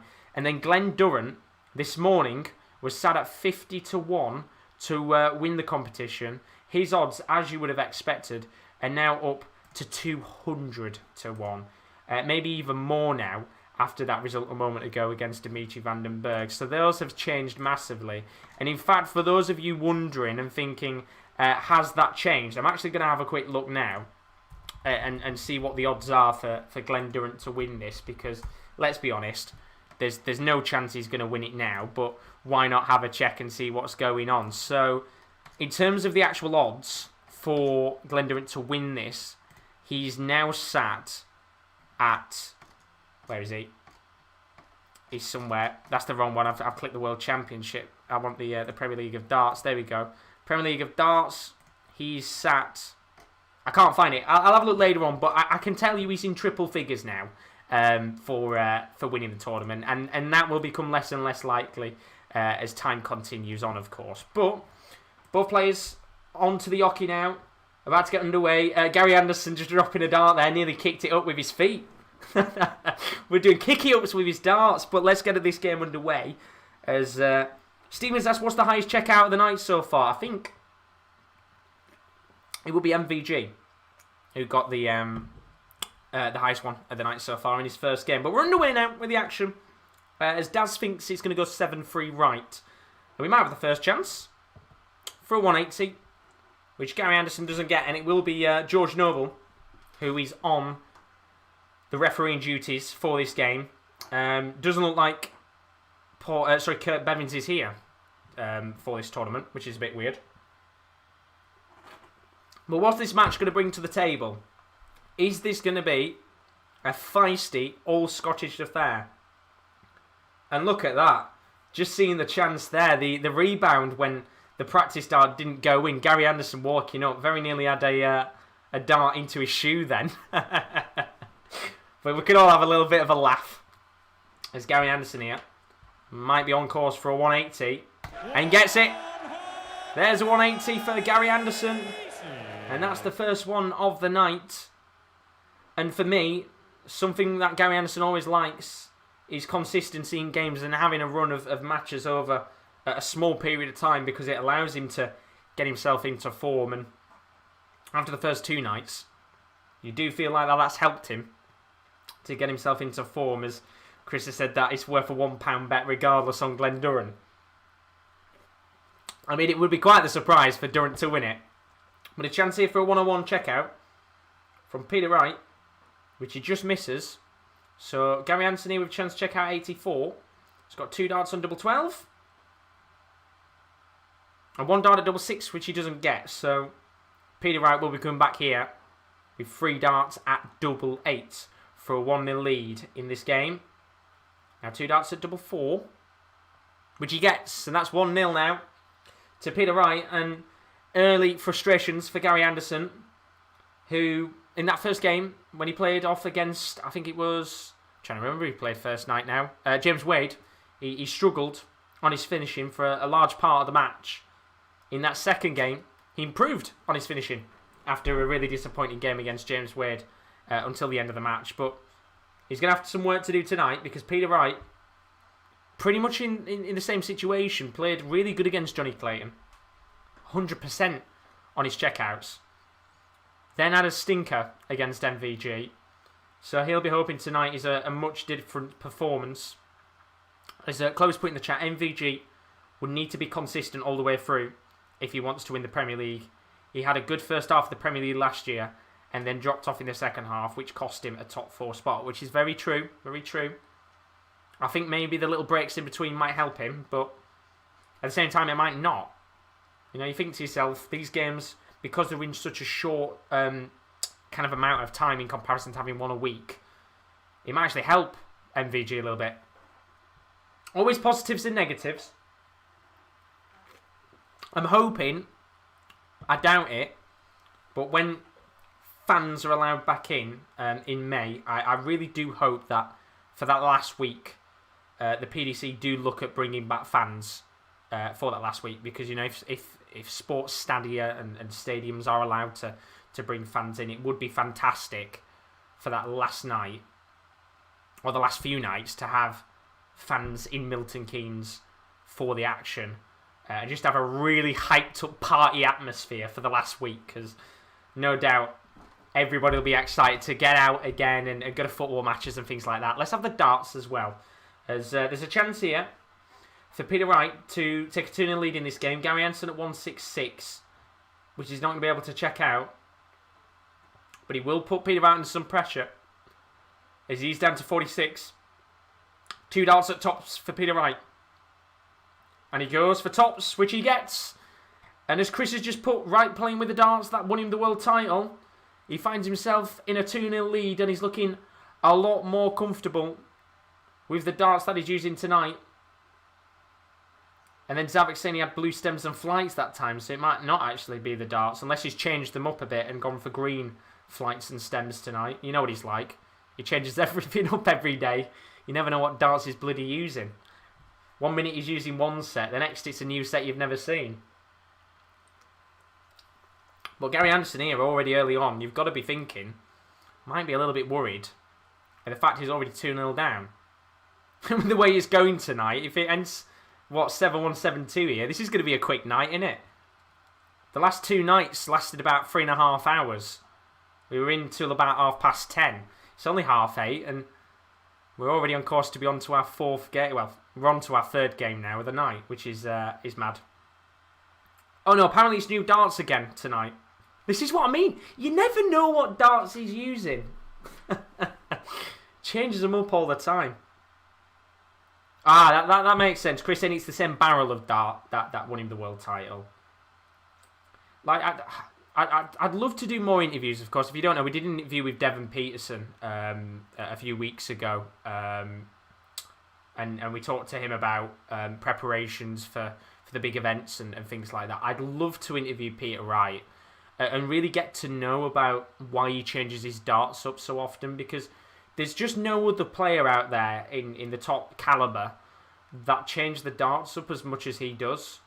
And I'd love to know the reason as to why. I mean, as Zavik's saying, he's creative, which is very true, but I guess as an outsider, you'd look at it and you think, if you've got a specific set of darts that You know, if you've got a specific set of darts that you like and you work with, you don't change it. But Peter Wright just seems to work well with everything. As there's a chance here for 3-0.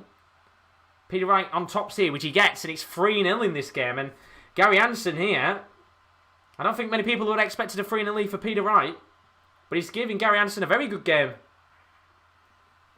As Peter Wright responds, Gary Anderson responds with a 180. I might have a chance for a 9-darter.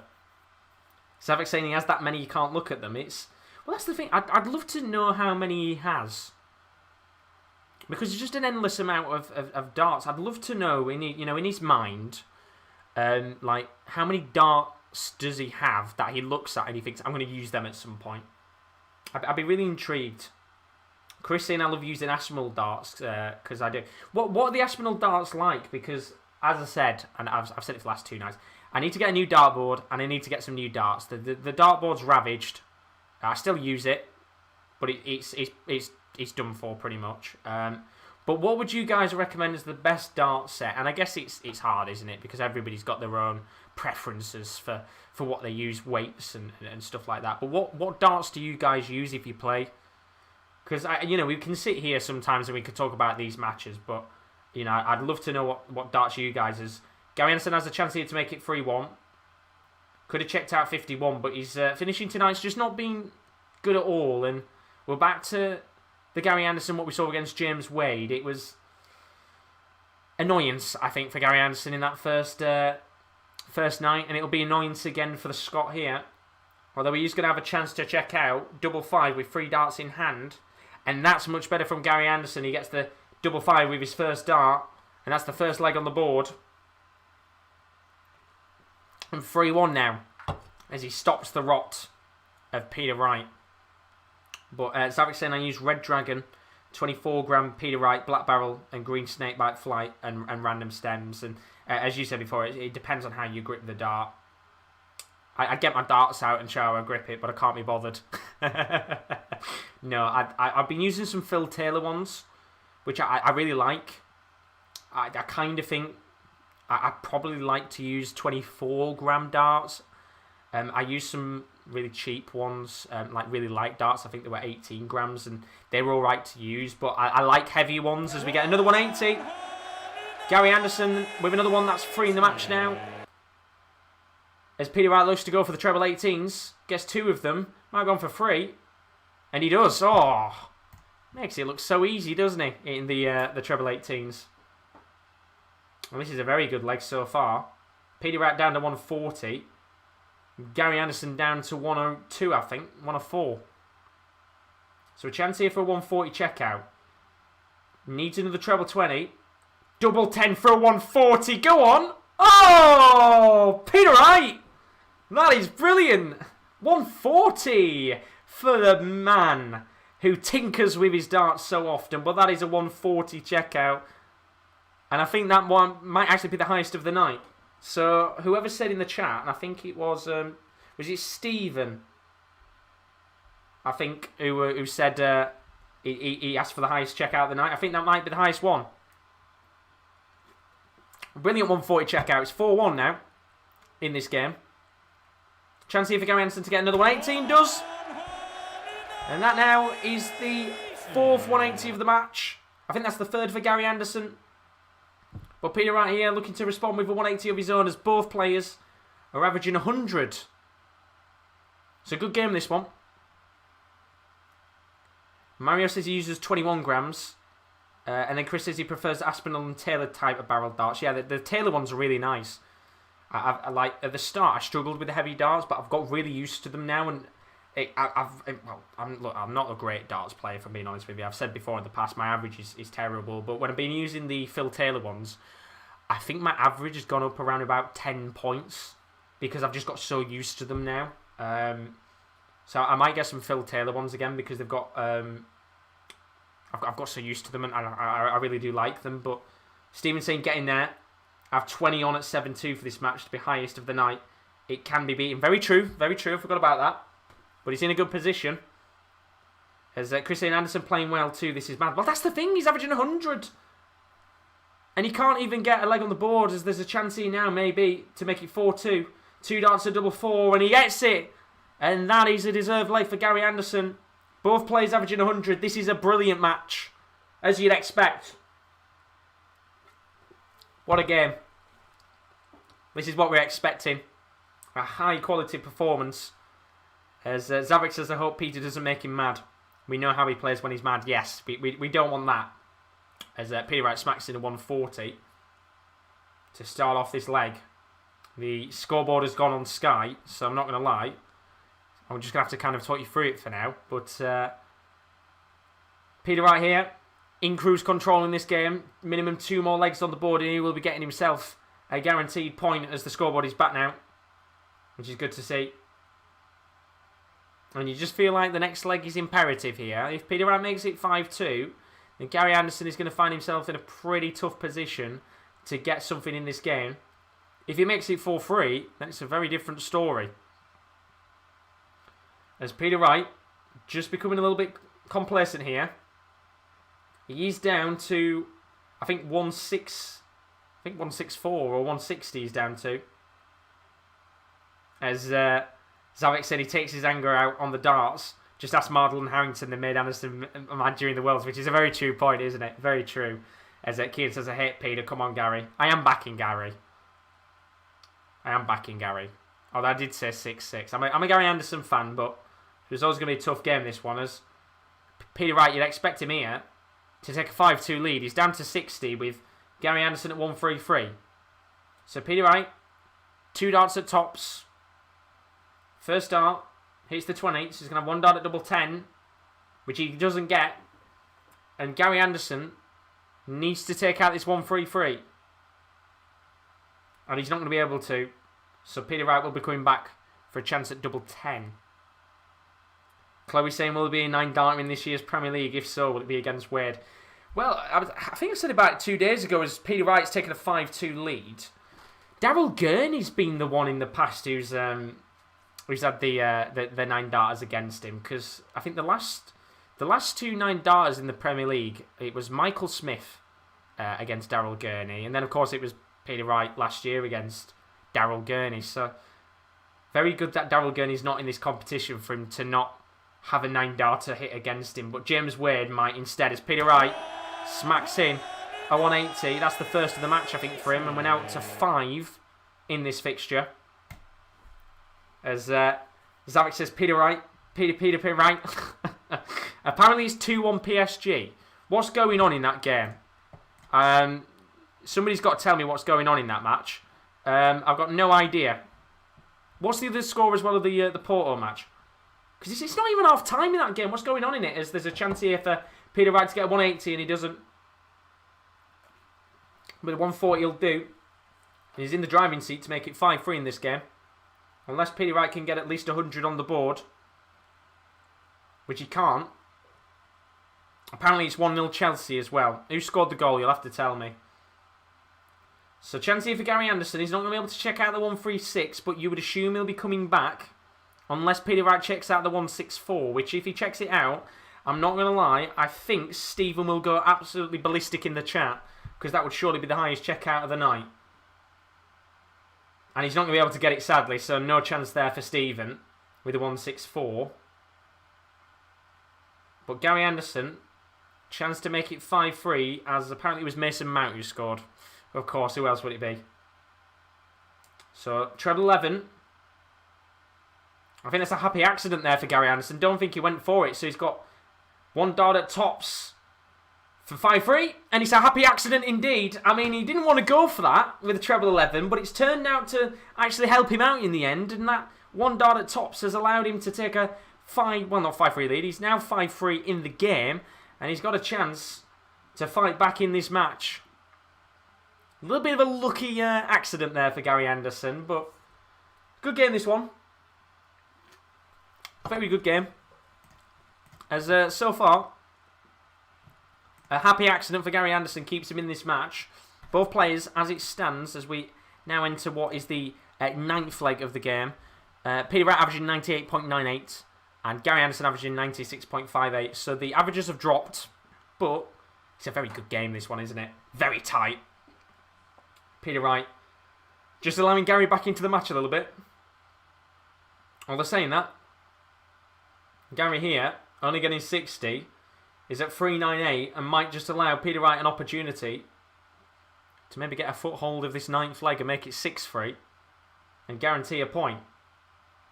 Gets a treble 20, treble 5 and another treble 20. And now you feel like Peter Wright here might have the chance to guarantee that point in this game unless Gary Anderson can get a few trebles, which he doesn't. And Mario's saying definitely one of the better games so far, which I have to agree with you. It's been a very decent game to watch, that's for sure. One of the better, more competitive ones of the night, as Peter Wright here looks to smack it at 180, and does. And he's down to 66, Gary Anderson at 302, and, well, Peter Wright is going to have 6 darts in hand here. It should be 6-3, or 6-2, sorry. No, 6-3. To guarantee a point, gets 10.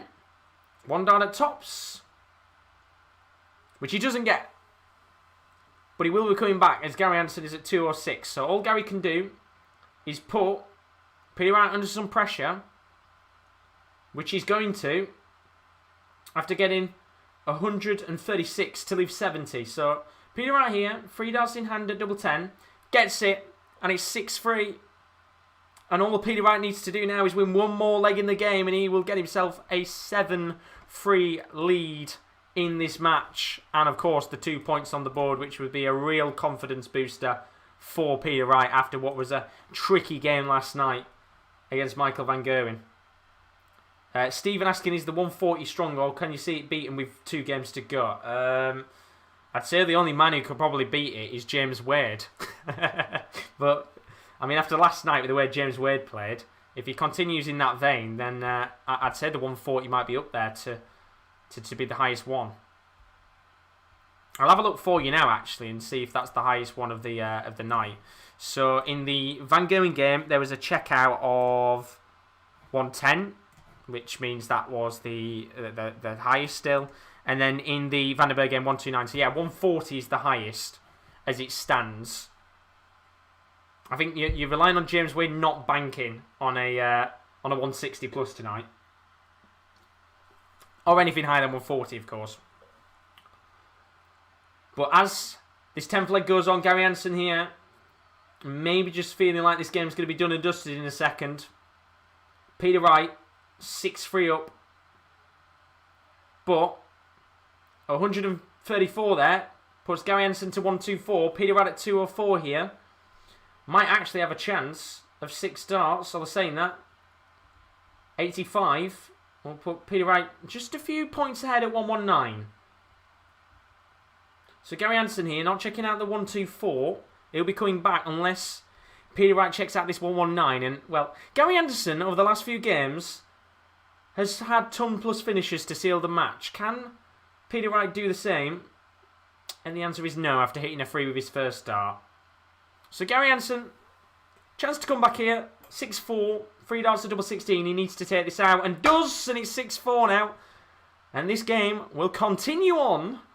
And Gary Anderson's got to win the next 2 on the bounce if he wants to take a point home. And we saw him in a position, I think, against Jose de Souza, where he very nearly gave up points against him. I think Jose de Souza had 3 match starts for a point and didn't take it out. James Wade had 3 match points to win the game and didn't. And now Gary Anderson is coming back with a vengeance. It's a 180 on the board, and Gary Anderson now up to 7 180s in this match. Very good game this is to watch. And maybe Gary Anderson now might be about to make it 6-5. Bit of a nervy moment, isn't it? And I think if you're Gary Anderson, if you can get a draw out of this game, you must be feeling absolutely buzzing with yourself to get a few points on the board. You know, we saw against Wade. I personally think he didn't play amazing against Wade, but was able to basically get that point from the 156. But he's played well tonight. He just needs to make sure he keeps going in the same vein, because he's on for another 180 and gets it. And Gary Anderson is going for it now. Here we go. 8 180s now.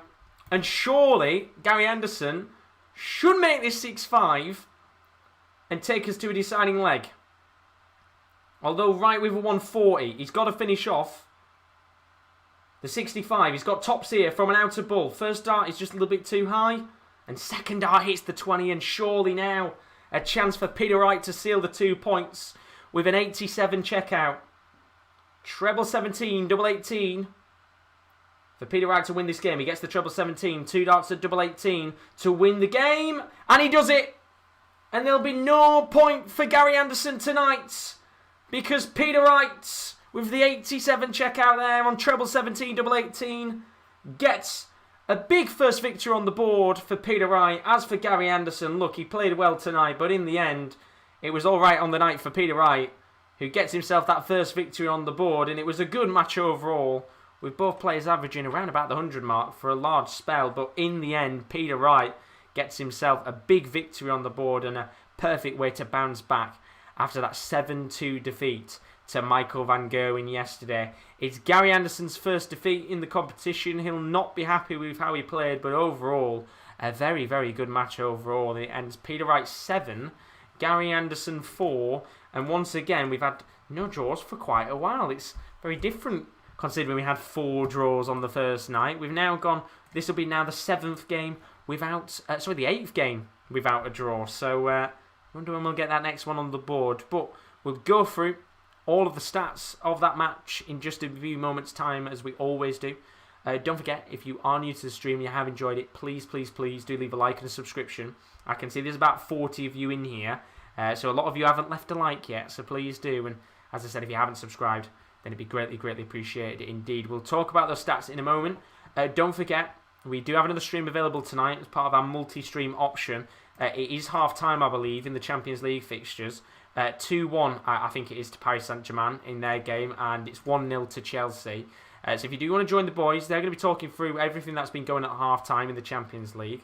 But here's a quick look at some of the other content to come over the next week on the Sports Corner. It's a busy week of sporting action. Coming up on the Sports Corner over the next few days, we've got lots of content to come, including sporting action with the darts and the football.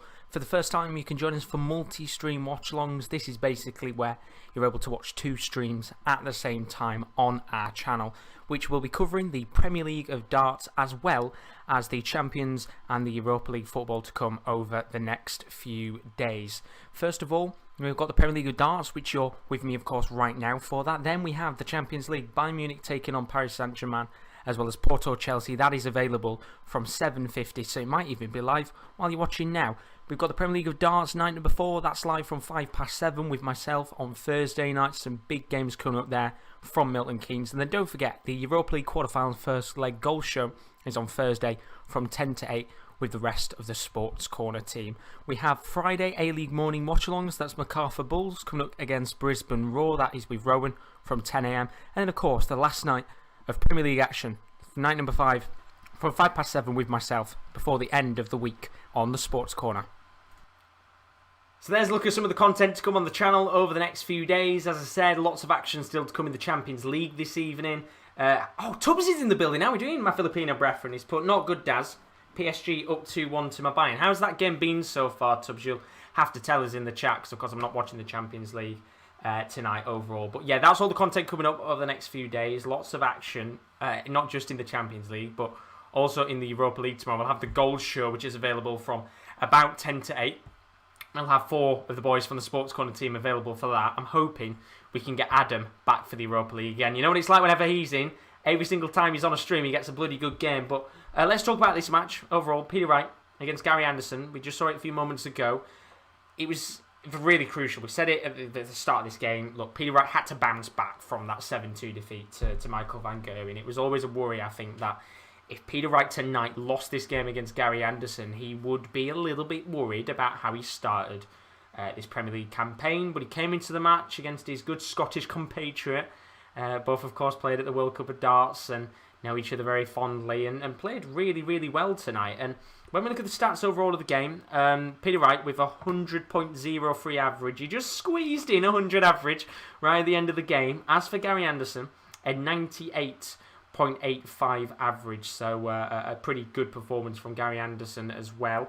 When you look at the checkout stats, both players played well. 40% on checkouts with a success for Gary Anderson there, and a checkout success of 53.85% for Peter Wright. That's 7 out of 13 on his doubles. There were 8 180s in the match. There were 6 for Gary Anderson and 2 for Peter Wright. And as it stands, Peter Wright jumps from 9th all the way to 6 on 3 points, and Gary Anderson will stay 5th tonight, might even drop towards 6th and 7th, depending on what happens with Aspinall and Souza, if they can win their games by quite comfortable margins. But overall, I think it's a really good result for Peter Wright tonight. It was so crucial for both of those to go out there and get a really good result on the board. I think for Peter Wright, it was more detrimental that he got something on the board than Gary Anderson, because look, Gary Anderson's had a very good run in this tournament so far. He's not really been tested, but he was tonight, and Peter Wright did very well indeed. And I think he had a mixture of an improvement on his checkouts alongside an improvement on his average overall, and that worked perfectly together to mix up the perfect formula of 2 points on the board. As for Gary Anderson, tomorrow he plays Glen Durrant, so he will be expecting to come out with 2 points on the board, and it'll be the perfect way for him to bounce back from what will be quite a disappointing defeat, even though he played really, really well indeed. Tubbs says, I've got both streams up. The Kierans are noisy lots when together. That's what they're always like, but they bring good content. And we've got 2 more games coming up tonight on the channel. And Nathan Aspinall against James Wade is the next match of the evening. We will talk about that one in just a moment's time. And then we've also got, for the last match of the night, Jose de Souza, who is coming up against Johnny Clayton. And they are 2 of the debutants in the Premier League coming up against each other for the first time. That should be quite an interesting game, considering how well Johnny Clayton has started off the Premier League so far. But let's move on to the next game of the night now. As we said, Nathan Aspinall coming up against James Wade. Both of these players very disappointing with how they played last night. I think Aspinall will be very frustrated he maybe didn't get something against Dimitri Van Der Berg. And James Wade, I mean, probably the best way to play it is had a stinker against Rob Cross yesterday when he lost 7-3. So this is a really good opportunity for both players to come back and try and get themselves a pretty good result on the board. And look, I think Nathan Aspinall's played quite well. He was Premier League semi-finalist last year, and when he's on form, he's very, very enjoyable to watch. But James Wade, we know him for being one of the best finishers in the world. He's got to put in a very good performance tonight indeed. I will show you my prediction in just a moment's time. In terms of where these guys are placed in the table, we'll have a quick look now. So the table will have changed slightly. But Nathan Aspinall, a win and a loss on the board. That first day victory against Glen Durrant was certainly a good confidence booster for the youngster. And then the defeat against Dimitri Van Der Berg will be quite disappointing for him. It was a very sloppy game at times for him. As for James Wade, still hasn't actually won a match yet. Thursday got a draw against Gary Anderson. Will probably be thinking in his head, how did I not win it? So he'll be hoping tonight he can get that first little green rectangle on the league table, and most importantly, that victory section up to 1 rather than 0, or else he might be starting to worry himself about how he started. But look, with the way that the table is, night number 3, there's a long way to go before anything really takes place. Unless you're Glen Durrant, then maybe you are worrying a little bit more than the rest of the pack.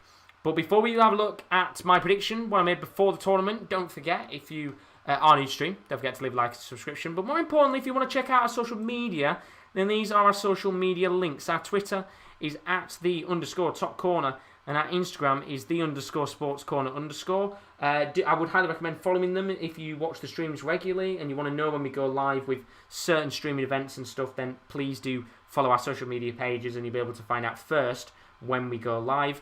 As for our website, you can also join us on thesports-corner.com. There are articles available for a whole host of sports, including esports, darts, wrestling. In fact, we're going to have a lot more wrestling content going up. I think there's a big event going on in wrestling this week. I'm not going to lie, I don't watch it. Roman will know a little bit more than me if he's in the stream. But there's a lot of wrestling content going up this week. So do check out thesports-corner.com if you're a big wrestling fan. And there's also a Champions League article available by Mr. KD. Well worth checking that out if you haven't already, for a bit of half-time reading the Champions League, or a bit of reading while we wait for our next game to get underway, because Aspinall v Wade is coming up next. But first, What was my prediction for that game? Let's find out. Of course, as I always say, I made this prediction before the tournament started. But was it a good prediction? Let's find out.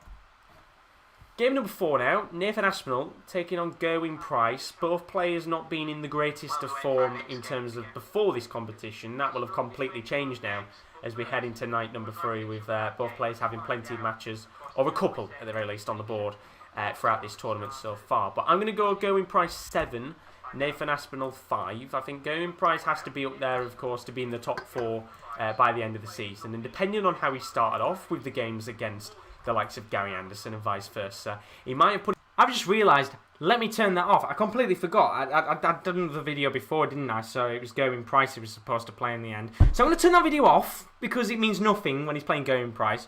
It's a very different game, isn't it? When he comes up against James Wade, I think this is going to be... It's a tough one.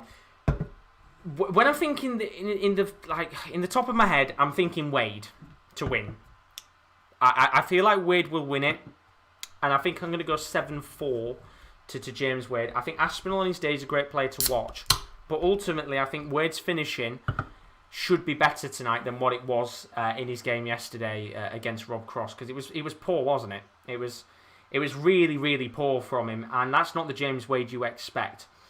And I understand, look, at the end of the day, you know, he said before he hasn't had much practice, and it's not something that Wade does anyway, so I guess when you look at it in that respect, it's understandable to why he might play a little bit worse than the rest of them. But I think Wade will come out with a much stronger performance tonight. I think he has to go out there and really prove a point. As for Aspinall, first victory on the board in the first night was fantastic. But it all depends on how he starts. I think if James Wade can get his finishing going and get some good tump-plushes on the board, then yeah, I think Wade will take this. But looking at what you guys have said in the chat, mate, your predictions, of course, Chris Welch saying he thinks it's going to be 6-6 v Aspinall and Wade, which I think is quite a fair result, if I'm being honest with you. As for Zavix, he thinks it's going to finish 7-5 Wade. In my original prediction, I think, had it been against Gerwyn Price, I think I put Gerwyn Price to win, but there's no point watching that prediction, is there, when it means absolutely shit all at the end of the day, because Gerwyn Price isn't even here. But very quickly, before this game starts, if you are new and you maybe haven't watched the Premier League of Darts before and you're wondering, well, how's this competition running over the next few weeks, then usually the Premier League of Darts, it would be played every Thursday night over 17 weeks. But because of the COVID-19 pandemic, it has been changed to be a much shorter format. Not in terms of the actual length of the tournament, but when these games are being played. So when you actually look at it, we are on nights 1 to 5. We've got 2 more nights of action. We'll all finish on Friday the 9th of April. And then we'll have a 10-day break. And then I'll be back with the darts on the 19th of April. We will have 4 nights of action. Monday to Wednesday will be nights 6 to 8. That is as normal. Nothing really goes on in those sections of the competition. But when we get to the Thursday 22nd of April, we will have what is called Judgment Night. Basically, the bottom 2 players in the table will get relegated and knocked out of the tournament, and then we will go to a 8-man system for 6 more nights. Nights 10 to 12, we'll have a little break again in between. That'll be, I think, about a 2-week break.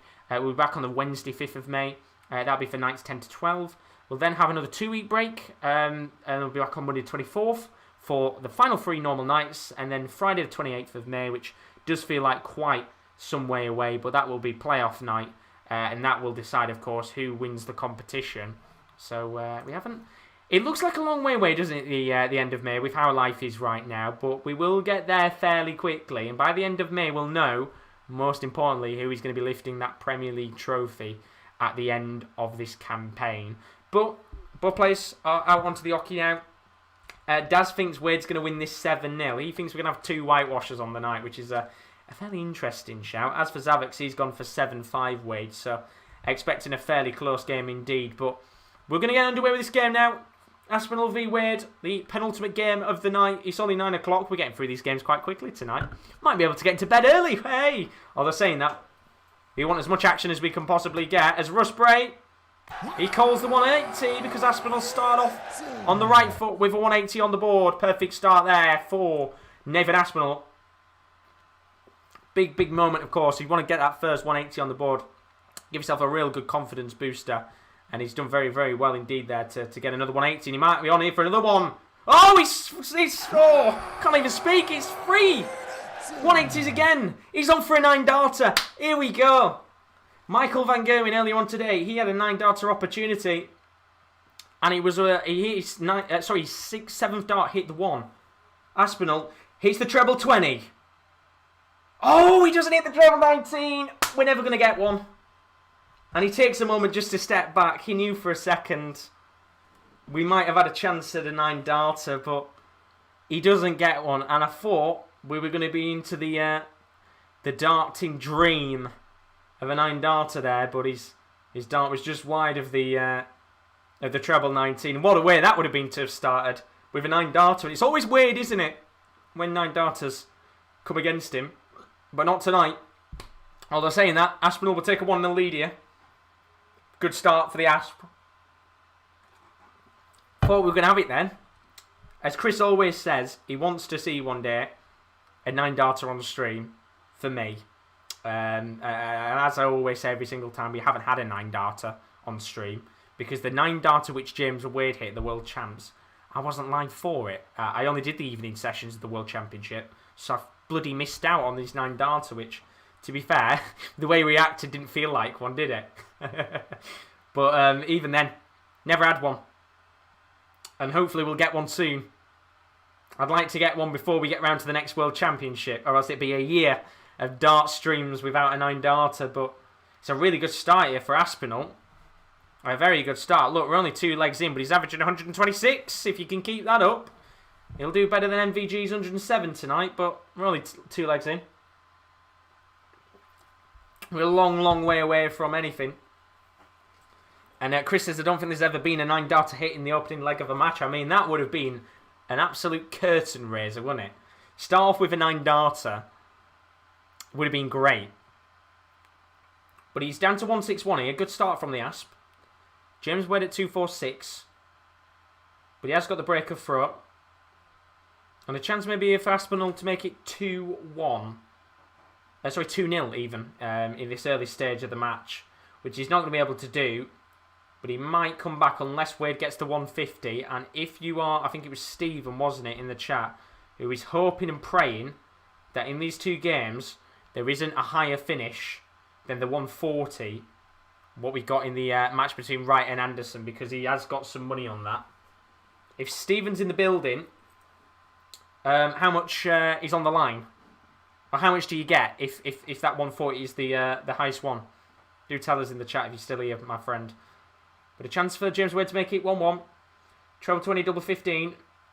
Hits 2 20s, needs the ball, and gets the ball. And it's 1-1 in this game, and that is a good finish from James Wade. As Daz has asked me in the chat, did you not do it last year?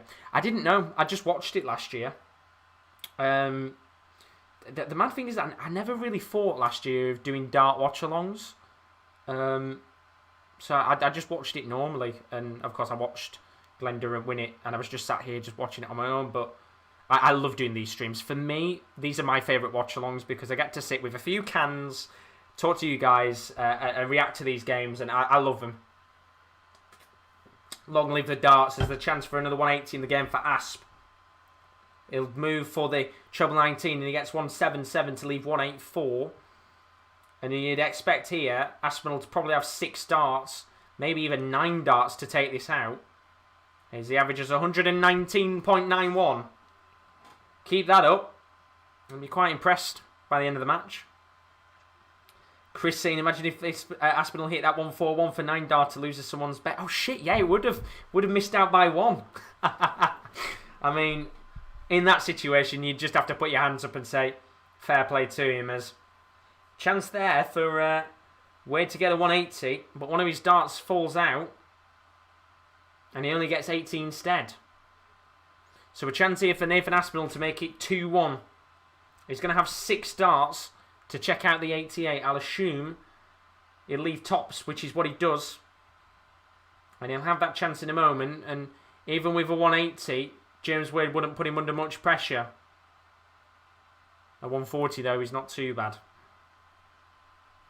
But yeah, I didn't do it last year for the Premier League of darts, as Aspinall takes a 2-1 lead with tops.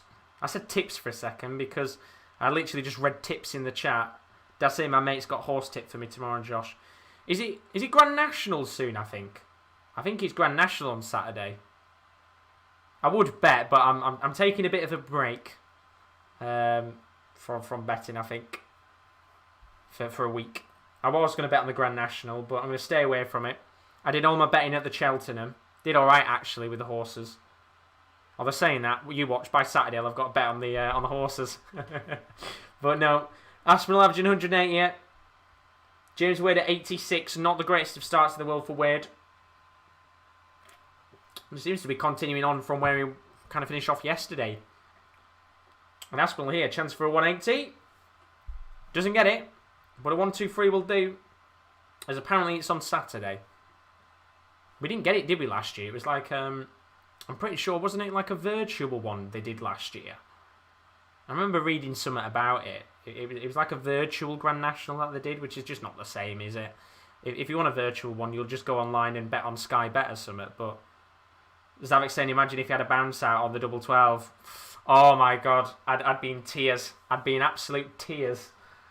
It's the holy grail of darts, isn't it? I want to see one day. I'd love to see one in the flesh, but I think what I said was the next tournament, which is the World Match Play, if fans can go to them, I probably won't win. So I probably won't stream the World Match Play because I might actually go to it and stay for like a week or something and go and get there. I think they've got like a match pass or something like that that's on offer. So you pay and you can go to every single night of action. So I'm tempted to see if I can get one of those and stay in Blackpool for a week or something and go to World Match Play. But chance here for Aspinall to make it 118 with a checkout. On tops, he doesn't get it. But James Wade now with a chance to make it 2-all in the game. Yeah, it was a virtual one. I thought it was. I'm not usually a better on the horse, but as I said, I did it with Cheltenham. Did really well, actually. Really enjoyed it, but I'm going to take a little bit of a break from the betting as Aspinall takes a 3-1 lead in this game, and James Wade here not having the greatest of starts in the world, as your friend said Tiger Roll to win tomorrow. Yeah, Tiger Roll's a very good horse. Very, very good horse, so it's not a bad shout from your friend in terms of that bet with Tiger Roll. Very popular horse as well, actually. I got a great deal of knowledge on the horses, but I know a little bit here and there. I fancy Anderson most likely to get one on Wade, 9-darter.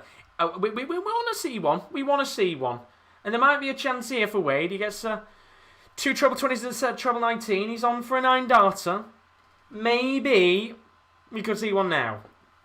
Although I don't think this is going to happen, as Aspinall here gets 140. He's still averaging around about 105 in this game, Aspinall.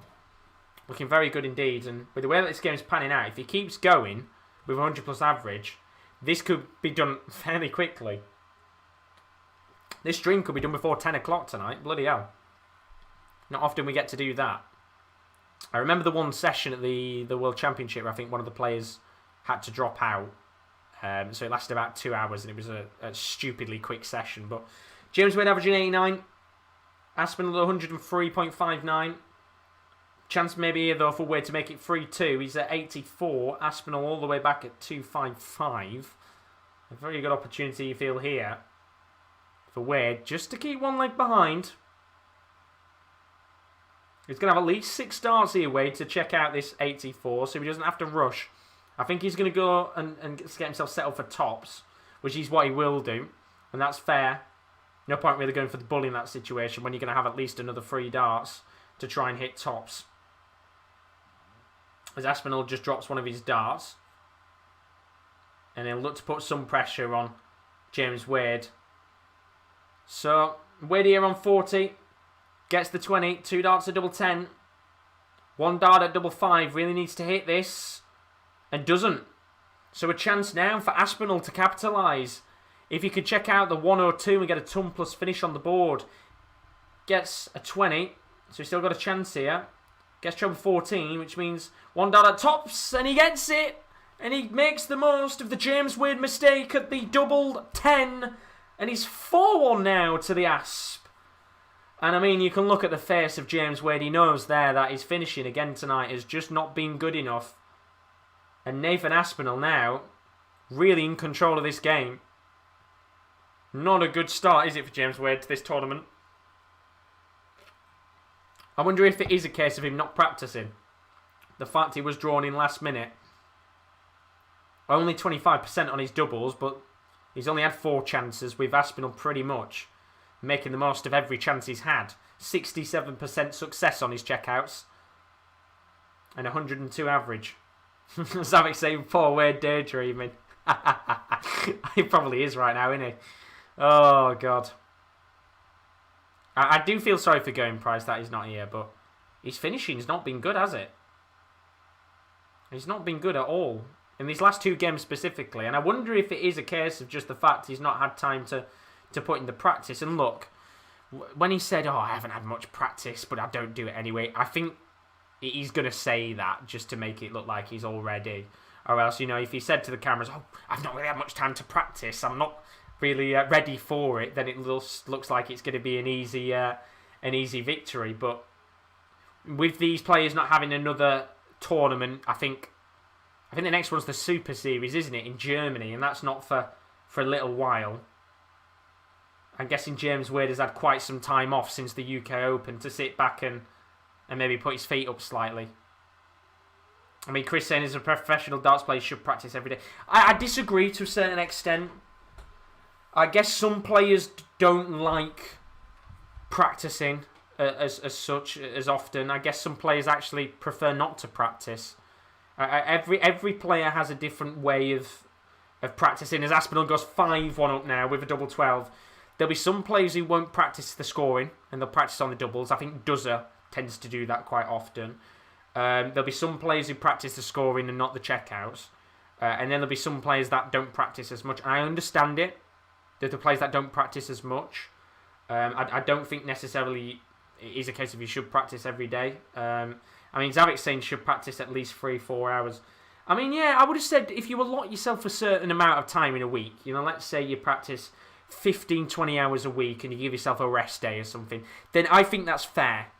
But practicing every day, I think sometimes it's one of those where I understand why some players don't like the idea of practicing as such, because maybe they feel better not practicing as often so they can get a rhythm and flow to the games.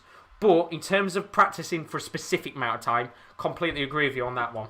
If they said 3 or 4 hours, 20 hours a week, perfect. You allot yourself a specific amount of time and then you give yourself a rest day or 2. As you said there, Alex, if you did 4 hours a day, I guess then if you do 20 hours a week, you can get yourself pretty much 2 days of rest, I would say. I mean, Chris says he does 3 to 4 hours a day. I guess the thing is as well, for another situation I would have said is if you've got kids and stuff, I guess it's a lot more harder. And I know that's no excuse for players and such because they're players, kids or not, they will always practice. But I guess it's life in general, isn't it? I mean, right now, 100%, yeah. I think with nothing to do, they will be practicing hell of a lot more than they probably ever have done before. But I think it all depends on what your play style is. I mean, Gary Anderson was one of those quite recently which didn't practice as much as Wade makes it 5-2 with a 64 checkout on tops. And Aspinall here found himself in quite a comfortable position against Glen Durrant, didn't he?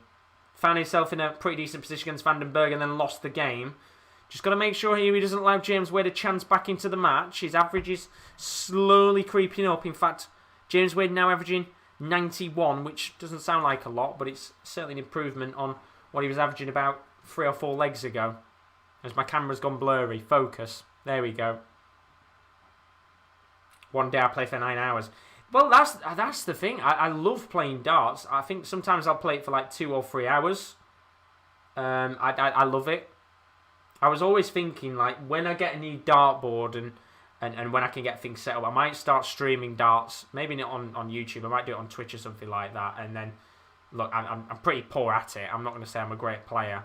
Maybe play some of you guys, have some games and things like that.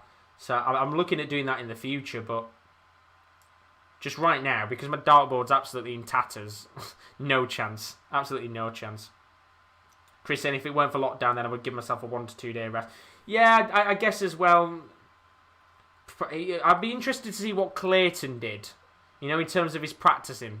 With him having a job and also being a professional darts player, again, like if I was to have an interview, I'd be really intrigued to ask the question of when does he practice, time-wise and stuff. Is it a case of once he's finished work, he just practices all night long, or does he practice maybe like 2 or 3 times a week? I'd be interested to hear from Clayton in that respect, and I'm hoping eventually maybe we can get somebody else on in the future for another like interview in darts, a bit more of a relaxed one, maybe podcast-like type thing, because the Devon one was great, but I'd like to do a bit more, interview somebody else as well, get another darts player's perspective. It's a chance for a 1-3-6 check out, 8-8, and he just misses it, and now there's a chance for 5-3 with 2 darts at tops for James Wade, and surely he shouldn't miss this. Got 1 dart at 10, and he doesn't get it. And now a chance for 8-8 to make it 6-2 and guarantee a point for Aspinall. 3 darts at 8-8, and 1 dart is all he needs. 8-8 for Aspinall, and that is a point guaranteed. And Aspinall is now 1 leg away from 2 points on the board and a comfortable victory against the machine, James Wade, who, I've got to say, the machine must be faulty right now. Not playing well at all. Chris saying, what dartboard you got? Unicorn, Winmau. I've got a Winmau one. It's a Winmau Masters. I'm not going to lie. With the state of the board, I think I want to get a new one. Maybe get a Unicorn board, because, as I said, I don't know how it's got in such a state. It's not good at all. But Zavik saying 1-2-1 game, 9 darts to finish 1-2-1. You can't go below 1-2-1. Say you get it in 9 darts, you go 1-2-2, so on. And if you don't get it, you go down 1, but you can't go below 1-2-2. Yeah, that's fair. 180 here for James Wade on the board. Where's the spray? Get him on. There we go. There's the 180 on the board. You love to see it. Rowan's just put 8, Josh. I know it's not the place, but go and Chupo. Go. Wait, did Chupo Moting score? Did no one tell me in the chat Chupo Moting scored? Is he actually? He has as well. Go on, Chupo. Apparently it's 2-2 in that game between Bayern and PSG. What's the score of the Porto match? 1-0. What a game that one is. We love to see Chupo Moting. Go on, my son. Chupo Moting scoring against his former club. We love to see it. But what guys? What board have you got, guys? Because I said I've got a Winmau one. I don't really like it. Do you guys have unicorn ones? As Dad says, you should do straight finish. It's not a bad shout. Not a bad shout. As I said, I will definitely get it set up in the future so we can do some darts streams. So when the darts isn't on, got a bit of free time, we'll stream for like an hour or 2. We'll play some games against you guys. Then you can spank me up and I cry when I've lost 5 games in a row. But 2-2 now. Muller scored. Good to see. Good game that overall. It's been a good match, Tubbs. But a chance here to seal the victory with a 170 finish for Nathan Aspinall. He's not going to get it. So James Wade is coming back here with 3 darts at 5. Zavik saying I would recommend getting Unicorn dartboard if you have Simon Whitlock tips. Well, the thing is, I've not even got Simon Whitlock tips. It's just the board's ruined. Do you know what? I said I'll get the actual. I'll show you the board at some point. I'll show you why it's ruined. It's in tatters, and I don't know why. It's like 2 sections on the board where it's raised up slightly, and it's bringing all of the board's innings out. But Rowan is saying Munich scored. Just can't believe no one let you know. And also this tournament is a fraud. No Devon. Unfortunately, no Devon. Sadly, he's not in the. I think he had to win a major to get in here. Unfortunately, he hasn't. But maybe next year we'll have to see if Devon's in next year. Christina got Winmau Blade 5 dartboard. Had it in Christmas. Still looks in perfect condition. I just don't know what it is. Maybe it's because I've had the heating on and the warmth has raised the board, but then surely other sections would have raised up. And then Dad's saying I got Gary Anderson one, Josh, Unicorn. I'm going to have to see if maybe getting a Unicorn one. Because the Unicorn ones that they've got at the Premier League seem to do fairly alright. I don't think they've had to change the board much tonight. Seems in pretty good condition. But yeah, I'll have to look and see with a new board, because it's a shit show. It's ruined. It's terrible. But I will get a new one in a few weeks when I can be bothered to. But a chance here now for Aspinall to seal the deal. 81 here, treble 19, double 12 for a comfortable 7-3 win over James Wade. Gets a 19. Gets treble 12, double 13 to seal the deal. And he doesn't get it, so a chance here for a big 101 finish. For James Wade to keep himself in the game. Really needs to take this out. Treble 19, one dart at double 12 for a 101. And he does! And this game continues on, and James Wade is slowly but surely creeping his way back into this match at 6-4 as it currently stands. And Savic's saying he's got a unicorn board, 3 years, still in great condition. I don't get. I've had this board for about 6 months. I don't know whether it's the fact that I've got it on a stand, and I've got the the target surround on. Maybe it's weighed it down, or I think it's just strange. It's ruined. I'd show it you but if you think Simon Whitlock's ruined the board, then bloody hell, you haven't seen what that one's like. It's an absolute state. But I said I'd get another one soon. I might buy one in the next few days, actually. There's a chance here for Wade to get a 180 on the board, which he doesn't, but a 140 will do. And he's really started to liven up now in this game. Wade currently averaging 93.04, so he's improved slightly in this game, as Aspinall's down to 96. What can Wade do to put some pressure on Nathan Aspinall? 100 will get him down to 121. He's going to have 6 darts, you would assume here. Or they're saying that Aspinall gets treble 20, gets a 20, 100 would do. So he's down to 76. And you think now, unless Wade checks out this 121, Aspinall might have the chance here to seal the deal, which he's not going to check it out with. So Aspinall's coming back for the 76 to seal the deal. This will now be 4 match darts. 2 darts at double 8 for 7-4. 1 dart left.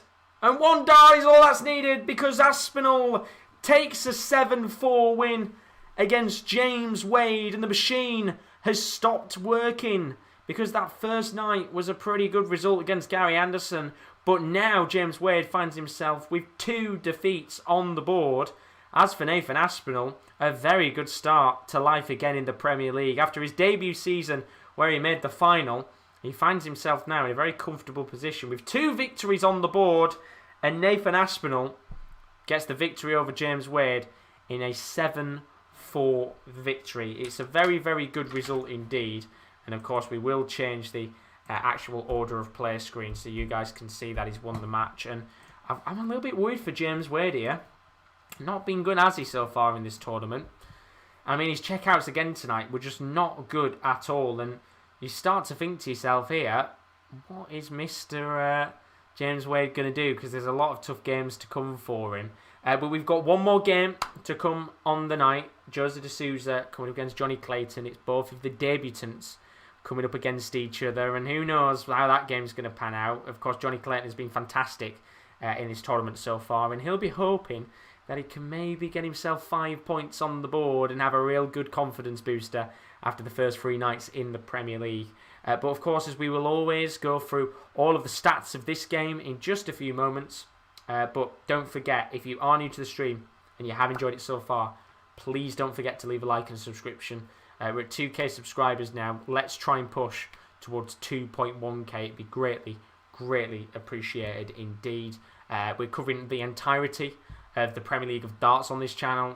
Long way to go, of course. We've got lots of nights still to come, including tomorrow and Friday before we have a 10-day break, and then we're going to night 6 and onwards. But we've got more content available tonight.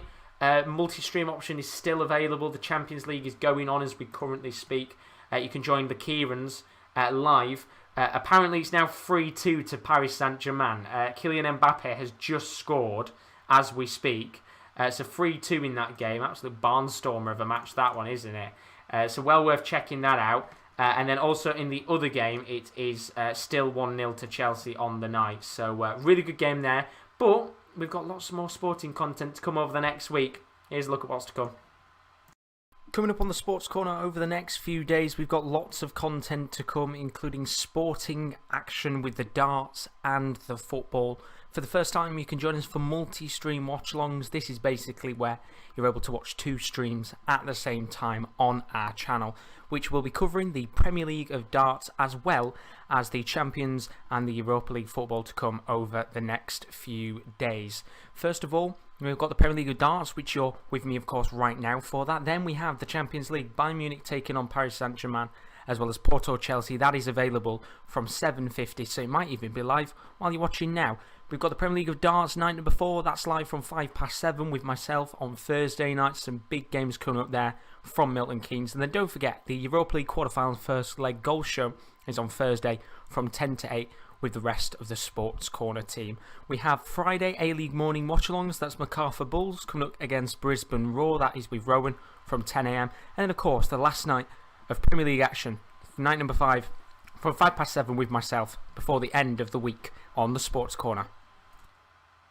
So there's a look at some of the content to come. I will, of course, always show that when we go into the break. Just gives you an idea of what's to come on the channel for any of you that maybe have just joined. Lots of sport in action. We'll also have lots of content available on our website as well. Don't forget, if you are new to the stream, we have our website, thesports-corner.com. If you're a big wrestling fan, I think there's lots of WrestleMania content to come over the next few days from Rowan. We do also have a special Champions League article available on our website. So please, please, please do check them out if you haven't already. Highly, highly recommended. Really well worth checking that out for all of the content. If you want to check out our social media as well, we are on Twitter. Our Twitter is @_topcorner. And we also have an Instagram, which is the _sports corner _ Sorry, can't say any words tonight. Bloody hell. Do go and check those out and follow them if you haven't already. But let's take a moment to talk about the game between Nathan Aspinall and James Wade, 7-4. What a game it was for Nathan Aspinall. Brilliant, brilliant performance tonight. And he struggled against Dimitri Van Der Berg in his last match, but he's had pretty decent performances, I'd say. Not really been a terribly bad game so far for him. And, well, tonight was a very good result indeed. Nathan Aspinall averaging 96.5 against James Wade. As for Wade, he averaged 92.50. So, again, not a great performance tonight from Wade. And when you actually look at the checkouts overall, 63.64% for Aspinall. Quality tonight on his double, 7 out of 11 with a checkout success. As I said before, again, for James Wade, 30.77%. He had more chances at doubles tonight. 4 out of 13. Just not good enough for a player of his quality. Not good enough. He has to improve on that. And I don't know what it is. As I said, maybe it's the lack of practice coming into play. We said before in his interview, he said he doesn't practice, but I'm not going to lie, I personally think he probably does, but he was never ever going to come out and say, oh, I haven't practiced, I'm worried about what I'm going to do in the tournament.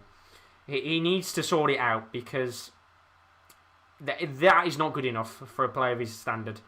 He's one of the best in the world at finishing.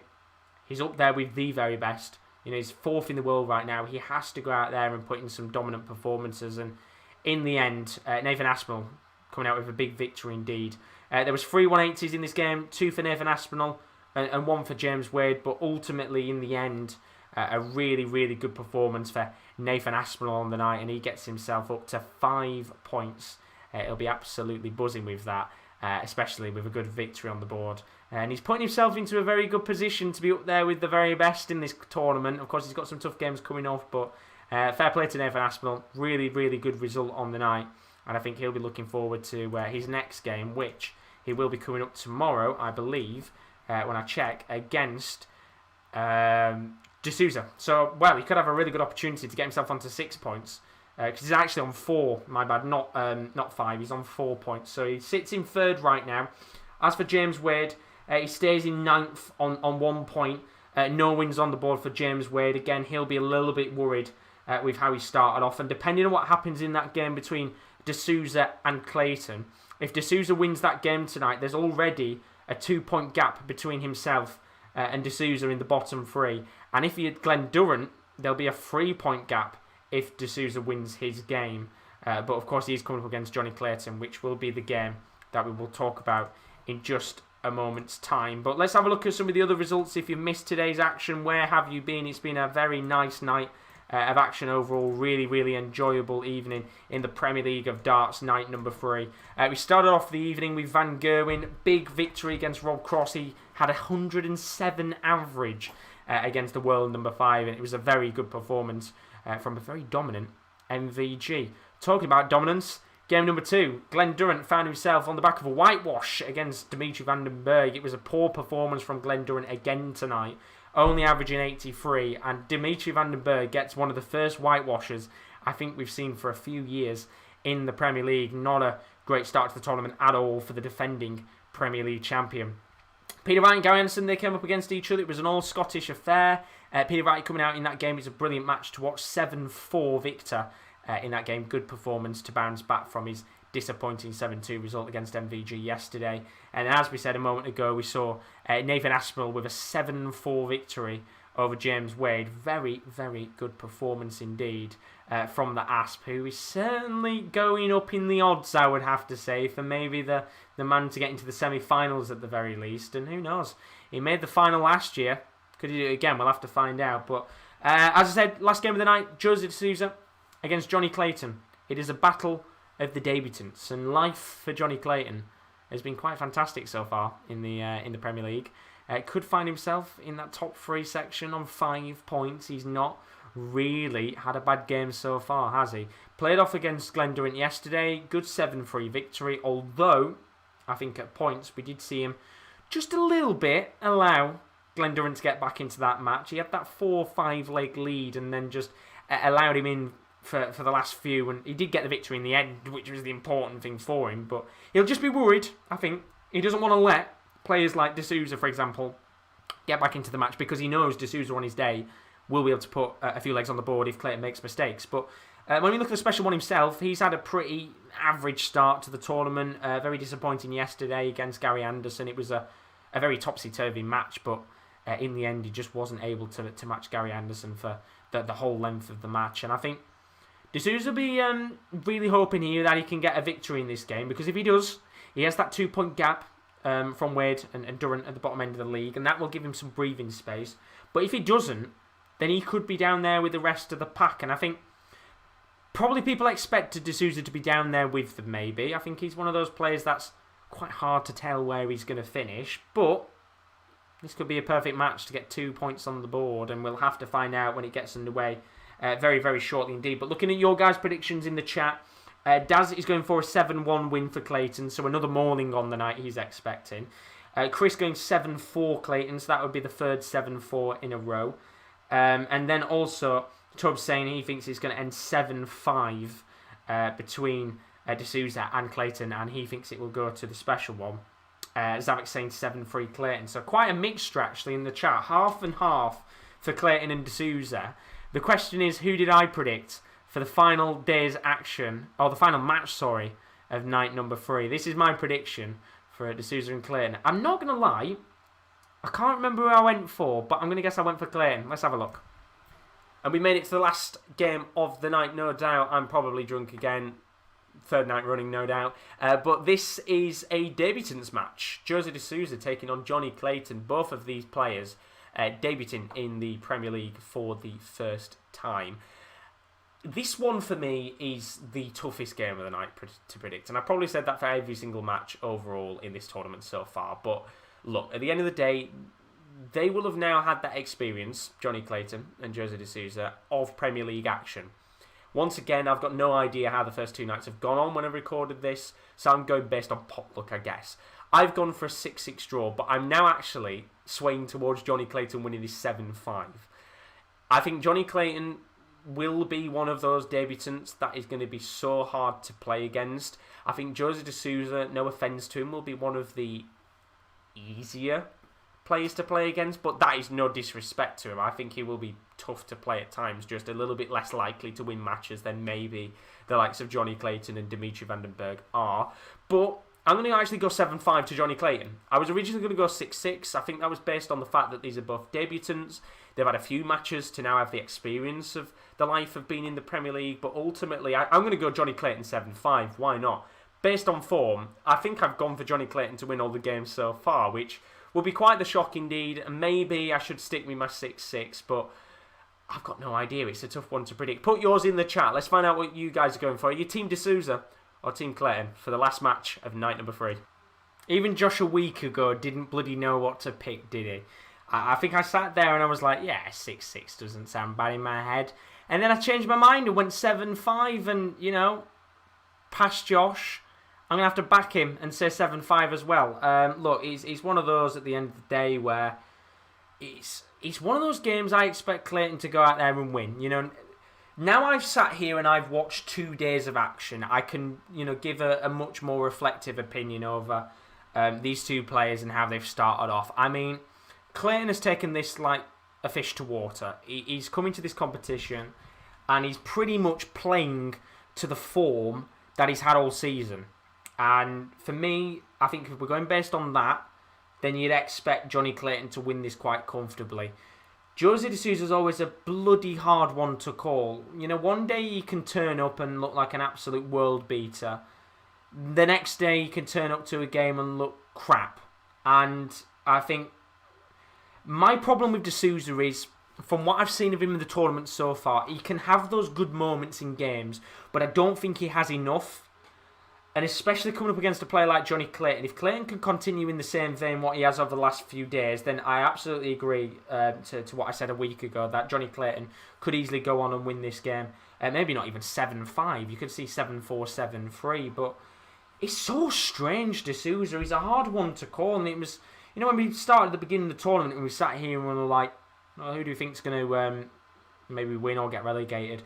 You don't know where to put de Souza, because he's so hard to predict. And, you know, when we look at the odds for him to win the tournament, I think he's currently sat at 12-1, which is not bad odds at all, is it? I mean, that's the same odds as James Wade. I think that'll have changed now. Wade has lost 2 games in a row, but he's a good player. But for me, he's just, I don't think he's good enough to win this tournament, if I'm being honest with you, Jose de Souza. And that could, you know, it could come and bite me in the arse in a few weeks. You know, I could be sat here in May time and he's lifting the trophy and I'll have to eat my words. But I just think the calibre of players in this competition, I don't think he's anywhere near them right now.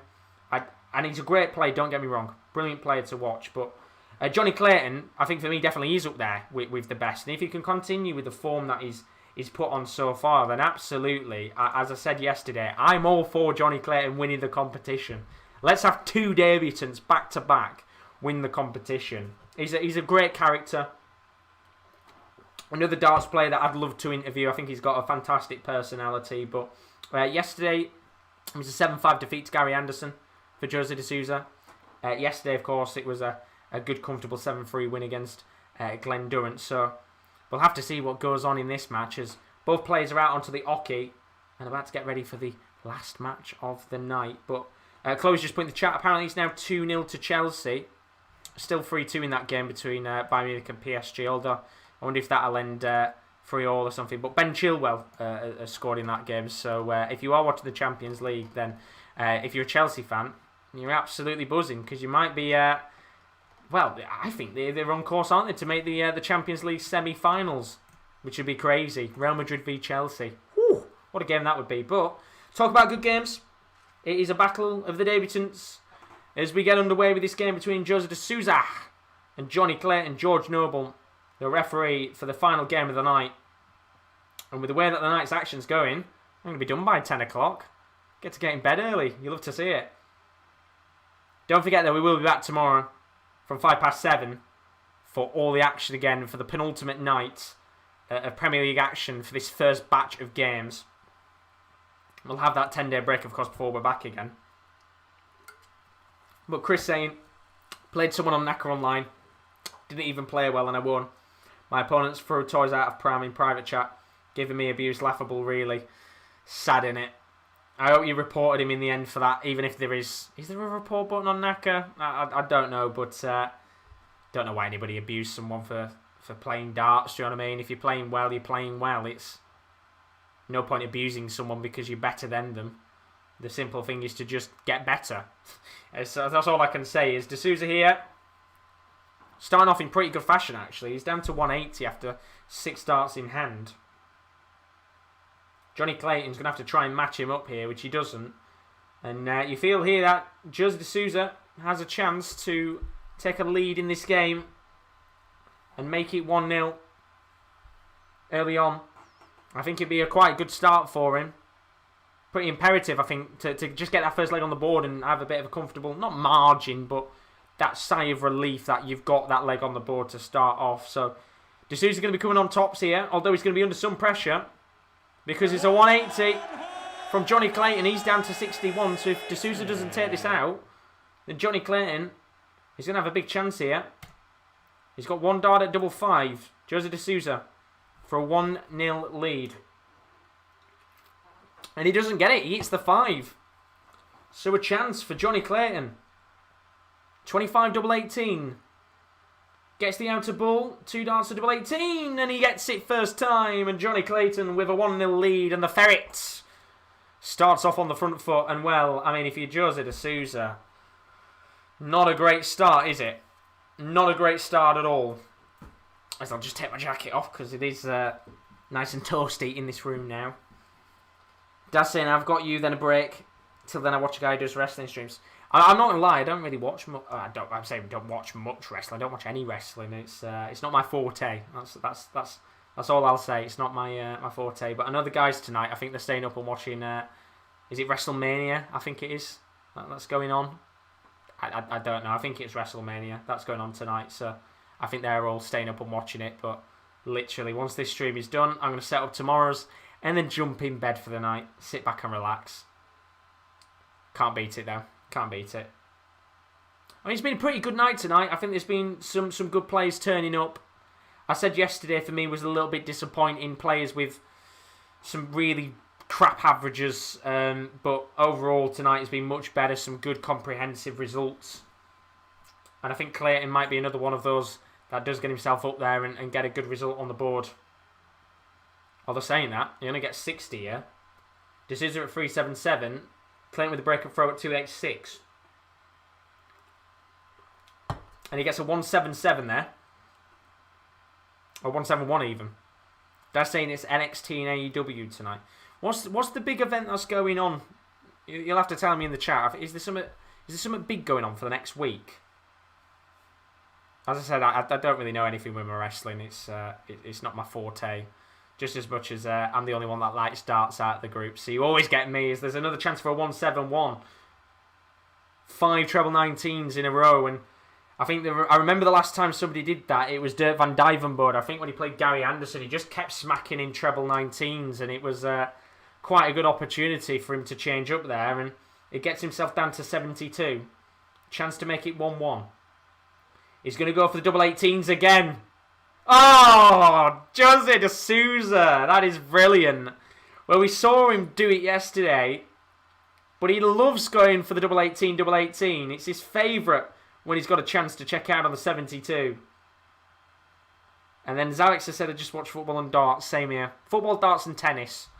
I watch tennis when I can. But Souza now, going for the treble 19s, got very comfortable with them. And why not when you're smacking them in constantly? You can't blame him. That's when does Wade play MVG WrestleMania weekend? That's the one. Let me have a look and see when Wade plays MVG for you. So Wade plays tomorrow. There you go. Wade MVG tomorrow night. So didn't have to really search much there, did I? Tomorrow night that game's on. Of course, I'll talk through the rest of the other games going on a little bit later on. But Souza down at 269 here. Clayton at 301. And the Portuguese special one is going for the treble 19s again. He gets 2 treble 19s. Oh, this is beautiful. He's making it look so easy to hit the treble 19s. That's another 171. He's down to 98. This is beautiful.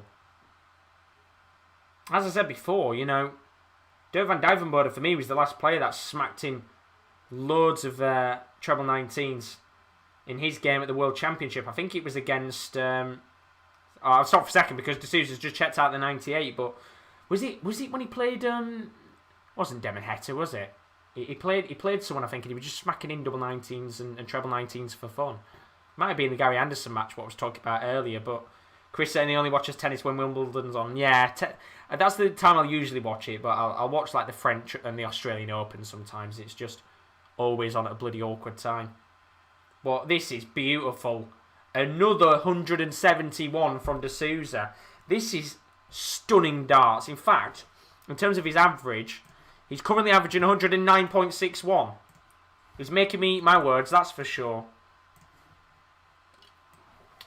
Now he goes for tops instead, but there'll be no 9 darter. But he's so much more comfortable on the 19s than the 20s. And I think he just should keep just hitting the treble 19s because he's working. And Johnny Clayton, who's averaging 95, he's just struggling to get into the game here with all those treble 19s being hit. They're saying that, he's smacking a 140. And he will go back to the treble 19s again. And he's hitting them beautifully. That's one of them. That's saying I took 110 out before Josh. Bull, double 5 I went. Not too bad, not too bad. I said I haven't played much darts recently because the board is absolutely ruined. How long have you been playing for, Daz?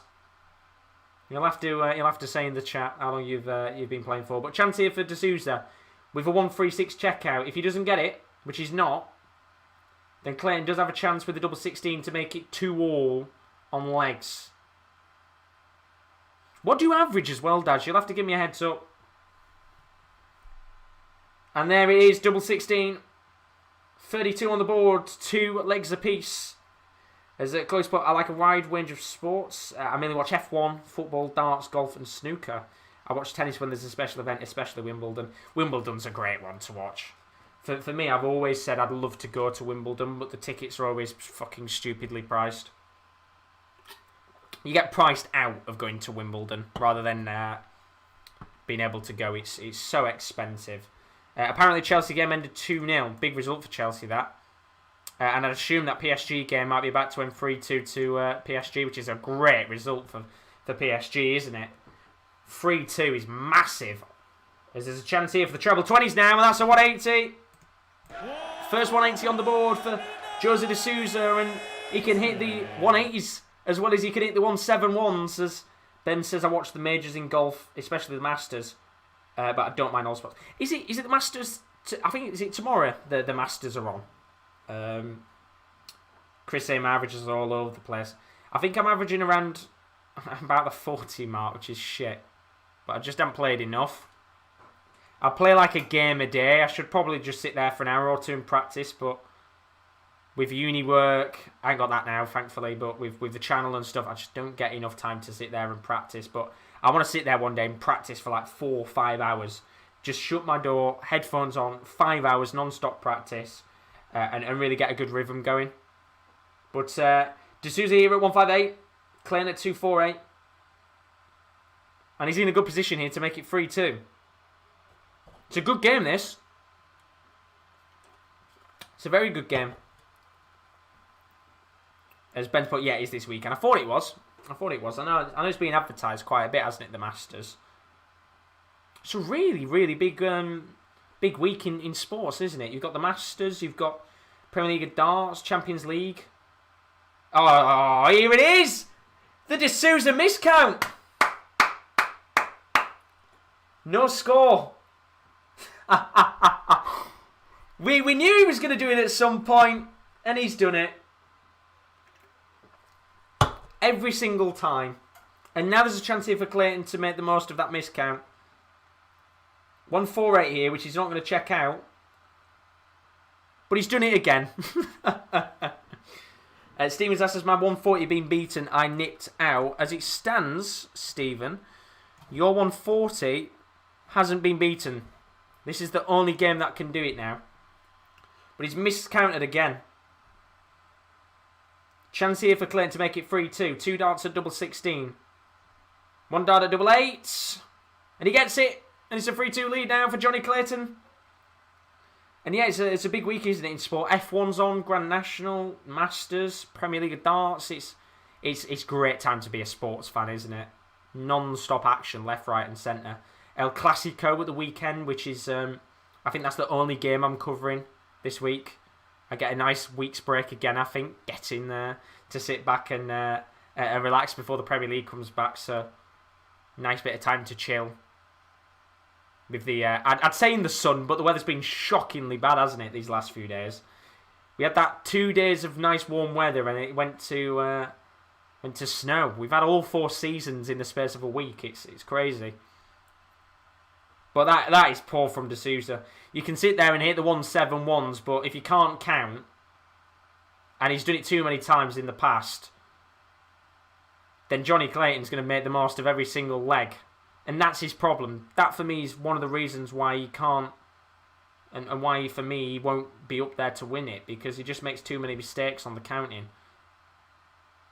Needs to be something, and I thought it'd be something he'd work on. And this is a turning point, you might feel, in the game. Johnny Clayton only averaging 93 right now. He's not having a great game, is he, Johnny?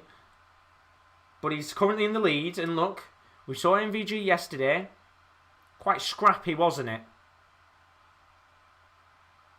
But overall, we saw MVG come out with a 92 average, win the game quite comfortably against Peter Wright yesterday. Could Clayton do the same here against Jose de Souza, who's only averaging... he is averaging over 100, but his checkouts are only 25%. Apparently F1's next week. Who knows? Did Dad say it was this week? Who knows? This week, next week? I don't watch F1. Rowan will know more than I do on that one. But Chris says we need to do D'Souza miscount bingo. That might be a new game coming to the channel soon. There's a chance here for a 1-2-6 finish. Treble 19 needs a chance of the bull. And it's so close. Just gets the outer ball. So a chance here for a 4-2 lead for Johnny Clayton. Bull double 16 needed. Gets the outer ball. 17 for tops. Which he gets, and it's a 4-2 lead, and there's a reaction from Johnny Clayton. You don't see that often, do you? Bit of emotion from the ferret. And he knows how crucial that leg was. 3 legs on the board for Johnny Clayton on the bounce. And now D'Souza responds with a 180. And this game is coming to life, as you would expect. That's now 3 180s on the board, and Jose de Souza here. Maybe he could try and get a 9-darter. Be nice if we could. So de Souza here. Gets 4 treble 20s. 5 treble 20s. Go on. Doesn't with the other one. That's poor. Shame on you, de Souza. Would have been nice to have had a chance at the end of the night, wouldn't it? For a 9-darter. Unfortunately, it's not going to happen though. But he's still averaging 105. And that has been his problem tonight, D'Souza. You might be able to average 105, but his checkouts have just not been good enough. Although he's got a chance here for another high score, which he gets 135 to leave 46. And he's going to have 6 darts in hand here to make it 4-3. Still time here for D'Souza to get back into this game. So 14 double 16 required. He's going to go 6 and tops. With 11 darter, which he gets. And that is a good leg on the board for D'Souza. It's 4-3 now. And this is a pretty good game. A pretty good game, you have to admit. 105 average for D'Souza. As Johnny Clayton looks to respond with a 180 of his own. And it's brilliant from Johnny Clayton. That's the 4th of the match. And a chance to get himself into the driving seat of this next leg. Close saying definitely F1 next week. I don't like missing any races. Yeah, I thought he was. That's why I was a bit confused at first. But there's 4. There's 5. Is there 6? Oh yes, there's 6. Here we go. Chance for the 9-darter. This will be the 3rd chance of the night. As Kyle's in the building. Hope you're good. Jose de Souza though, he's looking for a 180 of his own. And gets a 140. So, Johnny Clayton here needs the treble 20. Gets it. Treble 19. Double 12 for the 9-darter. Oh, he's done it! Johnny Clayton with the 9-darter. We've been waiting for the darting Holy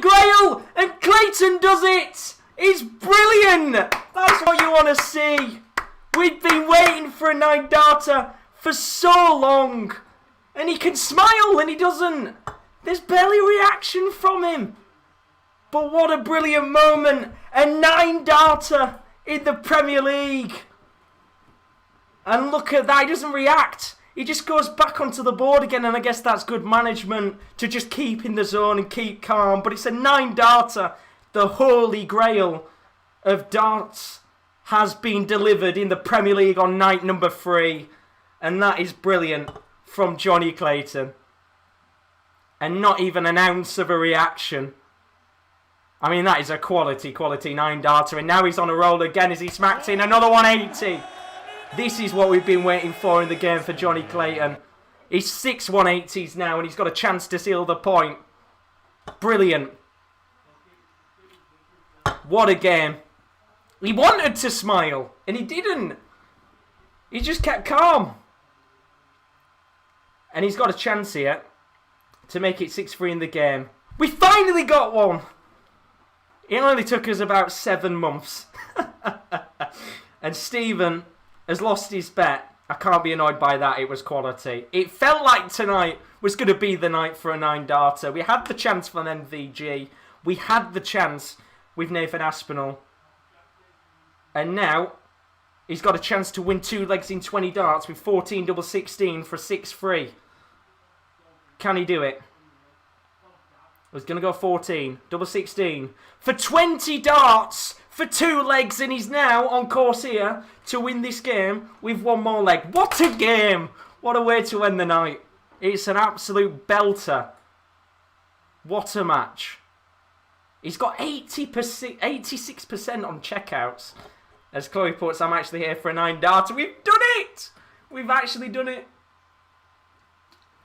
Jose de Souza's averaging 106. And he can't get anywhere near Clayton. And look, he's going to go for the treble 19s again. And he needs to win the next 3 on the bounce. Or else Johnny Clayton is going to win this game in pretty fine style. And I mean, look, if there was one man to hit a 9 darter in this competition, if he hits another 180, you'd expect it to be Johnny Clayton. Crazy, crazy game. 181 as it stands, and surely now he's on course here to win the game. Jose de Souza's given it his all. What a match.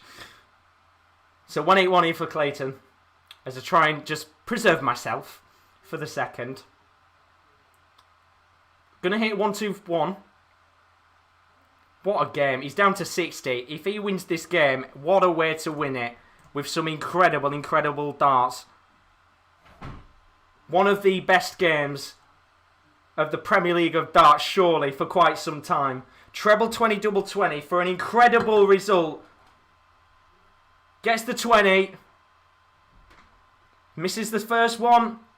But he's the second one. What a match. An unbelievable game to end the night in the Premier League. He didn't react to the 9 darter. He didn't even show an ounce of emotion. But this man right now is in the best form I think anyone could possibly be in. And there's a reaction from him, a fist pump from the ferret, because he has just gone into the holy grail of darts for a 9 darter, as well as a brilliant win against Jose de Souza. And all you can think in your head is de Souza tonight, he averaged 108 and couldn't beat Johnny Clayton in one of the most fantastic games of the Premier League. And let's not forget, that's his Premier League debut, and he's got a 9 darter on night number 3. It was a brilliant, brilliant game overall. And I mean, if you're Johnny Clayton, life right now as a Premier League player is bloody fantastic. Unbelievable. And, you know, look, at the end of the day, we'll go through the stats now of this match. Johnny Clayton with 105.26 average. Jose de Souza with 108.48. That's the highest of the night. And he couldn't beat him because his checkouts were 100%. Johnny Clayton, that was 7 out of 7 on doubles. As for Jose de Souza, it was the stat that cost him the most.